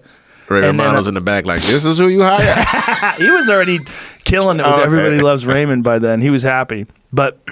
And Ray was a friend of mine, still is. Nice. But it was, I was happy that I didn't take his job. I took the job of the dude who took his job. Okay. For me, it was like, okay, this is okay. But when I did that, I realized, like, okay, I'm fucking off here. I'm just doing this sitcom, and I'm losing the thing that I love. I'm not good anymore.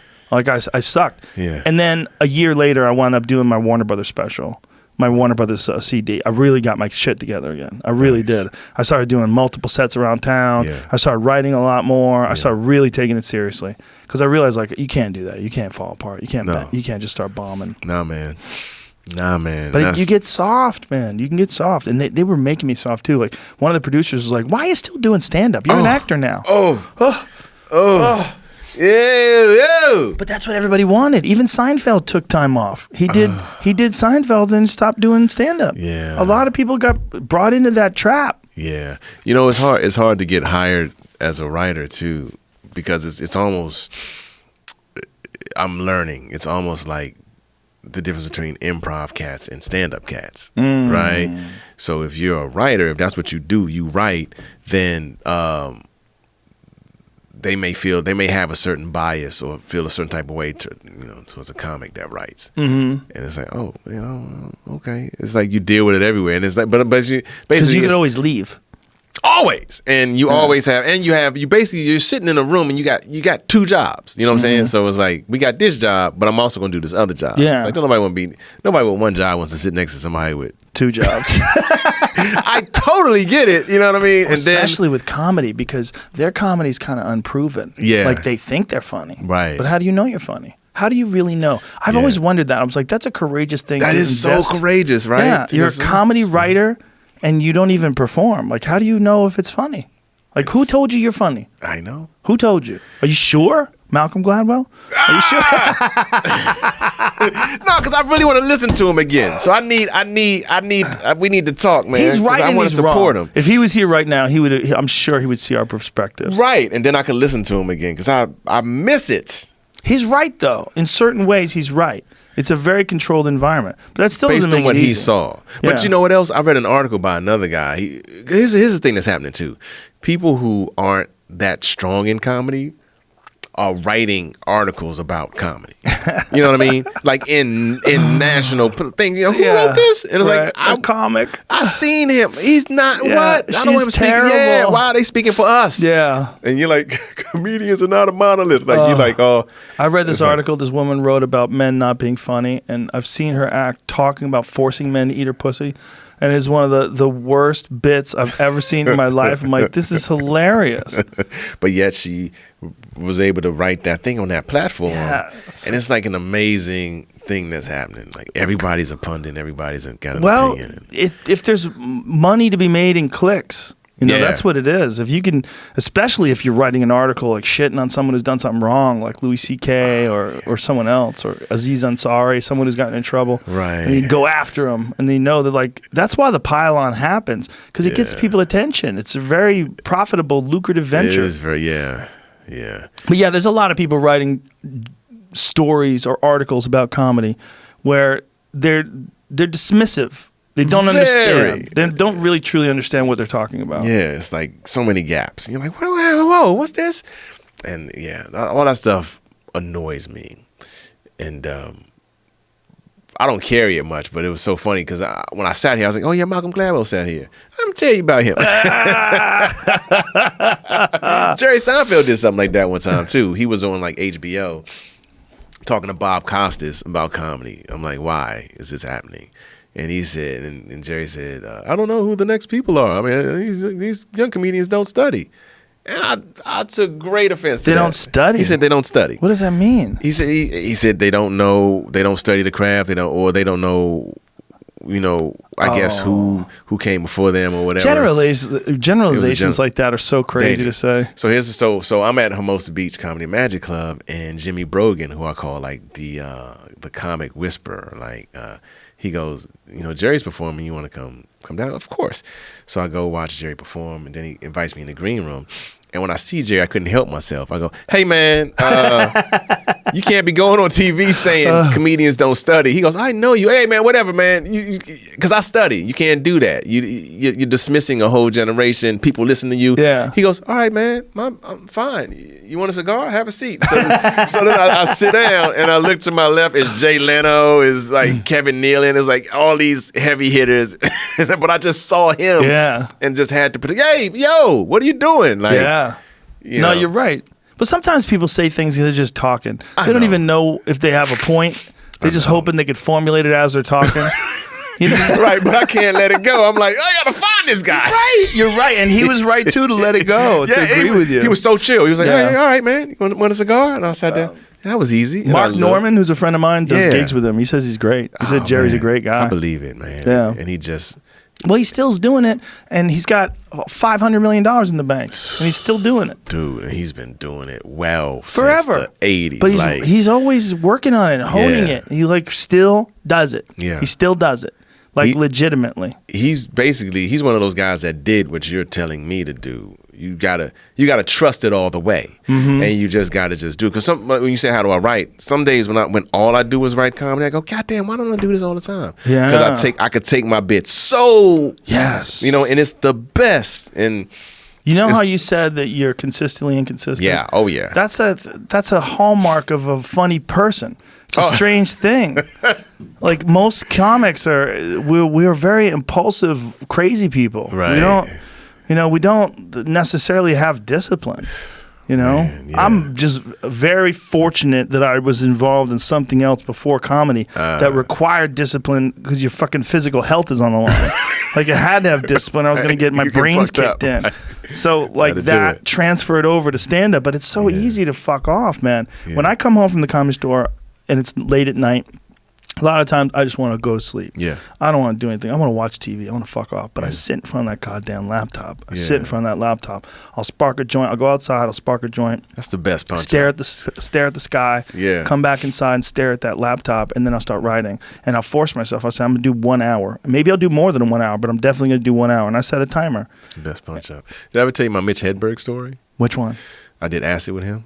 Whoa. When I was 26. That's a great story. Yeah, man. So me and Mitch met at the Chicago Comedy Festival, and we clicked, right? And we walk around. I was living in Chicago at the time, and we walked around. He was like, "Yo, I'm about to be rich, man." He had just signed this deal or whatever in Montreal. I couldn't get Montreal to look at me, but he had just crushed in Montreal. And he goes, "I'm about to be rich, man." He pulls out this Velcro wallet. And he goes, "You see this ring? When I lived in Seattle, I used to pawn this ring so I could eat. And then I would go eat and get a gig and then buy it back. I won't have to do that no more." So he just sounds some big deal. Wow. So he needed a shirt for his HBO half-hour special, the one where he's sitting on the steps. Mm-hmm. And so I helped him pick out that shirt. And then I had a gig in Minnesota. After the festival, he goes, "Can I ride with you?" So we road tripped to Minnesota because he was from St. Paul. I spent a night in his home. And that's when I learned he was like a chef and all that stuff. And so we really clicked, and we would bump into each other on the road. We were in Houston, and he goes, "When I decided I wanted to do comedy, I hit acid. I took a hit of acid. I got my notebook, and everything I saw, I wrote." And I was like, "Oh, it'd be funny like that." So I did acid with him, and we were both in this hotel room. The woman, it was a woman who was the dealer, and she came over, and we're in the hotel room, and that's when I learned where cartoons come from. Like, everything I saw was like a fucking cartoon, and I was tripping, man. And he videotaped me tripping, and I'm going, "Why is A? Why is B? Why is the letter green? Who said green? Who said the letter?" And I was doing it, and he's videotaped me, and he literally goes, I clearly remember him going, "You should do this on stage." Goes back, take me some more, and I go, stage. Like, I'm like scatting, man. Right. Going, and I'm seeing all this thing. And then I started, I was on this whole thing, all I kept thinking about was pussy, right? And I was dating this girl, and this is back when you used a calling card, and I only knew 2 numbers by heart, my mom's number and hers, and I was like, I pray that I'm calling the girl. As I was talking to her on the phone, and I was on the bed, and I was like, "I want your pussy," like all that shit. She said, "Are you high?" Just fucking up the whole thing, and I go, "Yeah. Don't do anything. Don't jump." And I was like, "Why are you putting that shit in my head?" Like, because whatever she saw, I could see. Like, I could physically see it. And then I look over in the bed next to me, and Mitch is like fucking the girl that bought the thing, and I'm like, "Oh shit, I'm in the orgy, but not really." Like, I'm on the phone. He's actually doing it. So I'm virtual reality. And then my body started shaking, and the whole shit left my body. And so that's how that was my experience. I never did it again. Never desired to do it again. But I did it with Mitch, and it was like this crazy thing. And so we would do colleges separate of one another, and we would leave each other notes and shit, And he would be like, "Kill it, man," or whatever. And one time I was doing some college in buttfuck, Pennsylvania. No, it wasn't buttfuck, but it was somewhere in Pennsylvania. And he had just done, and that's when I learned about him passing. Like, I was literally reading his note when I heard about the heroin shit. And I was man. But so that was you were man. reading the note that he wrote to you? That he wrote me when the news broke. Like, did you hear about Mitch? And it was like, fuck. Yeah, man. Me and Stanhope were on the set. Oh, I love him, man. We were. That's right. Y'all did the show together. Yeah, when we found out that he was. I was at his wedding. Sick. Did you go to Stanhope's his wedding? No. It was the first one. I just happened to be in Vegas. Whatever happened in Vegas, I was in that one. I was there. The original. I wasn't in it. This is like many years ago. Yeah. Go ahead. I told him, "What are you doing?" Yeah. I didn't know I could say that to him. I think I was in Vegas independent. And I was like, but we were cool, so I was there like, yo, this is crazy. Yeah, right after he was married, something happened where his girlfriend mouthed up to a cop and they bounced her head off the hood and arrested her. And I'm like, Jesus, bro. Yeah. Anyway, we found out that Mitch had been brought to the hospital and they thought he was going to lose his leg because he had been shooting into this one same area and he got gangrene. I was like, God damn. And then he got free of that and he healed up, but he went right back to it. He would not, he didn't have any desire to kick heroin. It's really interesting. Like I'm not, and they call me the naive detective. Like, I never knew that he did that. Because whenever I saw him, we were working out. We would always go to the gym. He was mad competitive. Like, he would run the treadmill. Really? Yeah, he was competitive. Like, he'd like me to open for him because he liked to work. Like, he was like, he didn't want me to hold back. He was like, go, man. Like, that's the side that I saw of him. And then when he had to deal with the show and all of that shit, he would do material about it because it's such a different experience than from what he is. You know what I mean? Dealing with the notes of it all and all that shit. He was like, yo, I pitched an idea. I wanted to do this idea, and it became like, the dream is not the reality. Yeah, but his dream was his stand up. To this day, I like to listen to his stand up when I'm on my way to the airport because it's like stressful. And it's like, but his stand up was so silly, so like one of my favorite jokes is his banana joke. Somebody asked me, "Do I want a frozen banana?" I said no, but I want a regular banana later. So yes. Like that. Yes. He had so much of that was so just great. I just enjoy that it was very silly and I didn't, I don't know when he got into the heroin. I don't know when, but I never knew. It's so crazy. Like, I mean, I knew he did his thing, but I think people just never did that shit in front of me. Right. No one ever did it in front of me either, but I knew they were doing it. Yeah. I had a buddy of mine in New York that died from it. Wow. He was snorting it. Shit. Yeah, but he got into pills and a lot of this. That's what a lot of times they find out about oxys. And they snort pills. And it's just opioids. It's just, that crisis is something that's just swept through the entire world. So many people are dying from that shit. Yeah, man. I've never done it, but I did get a morphine drip once when I had my knee fixed. And it felt great. So he was like, I get it. Kept hitting that button. I was like, oh. You could hit the button every time you wanted some morphine. That's what I hear. It's a button. And I just was like, wow. It just made you feel like the world was filled with love, just caressing you. Everything was love, like a womb feeling. Like you're protected. Man. You're safe.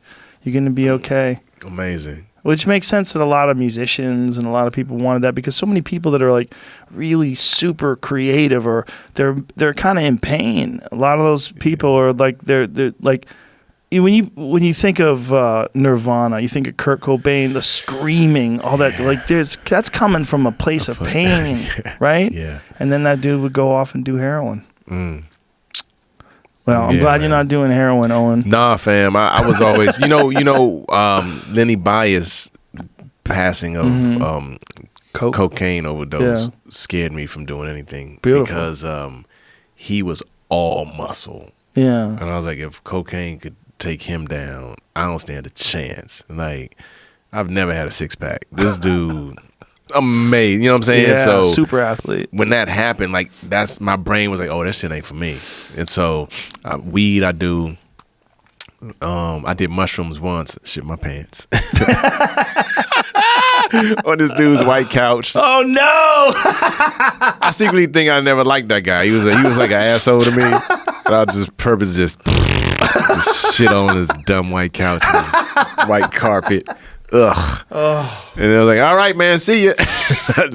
We got to wrap this up, man. Okay. It's 3 o'clock. TextOwen.com. TextOwen.com. We'll be at the Improv together Wednesday night for the 10:30 show. Yes. OwenSmith.com. Is that your website? OwenSmithLive.com. Social media, Owen Smith for real. But most importantly, go to TextOwen.com and I'll send you break his phone. Try to break his phone. Break that shit. Bye, everybody. Bye.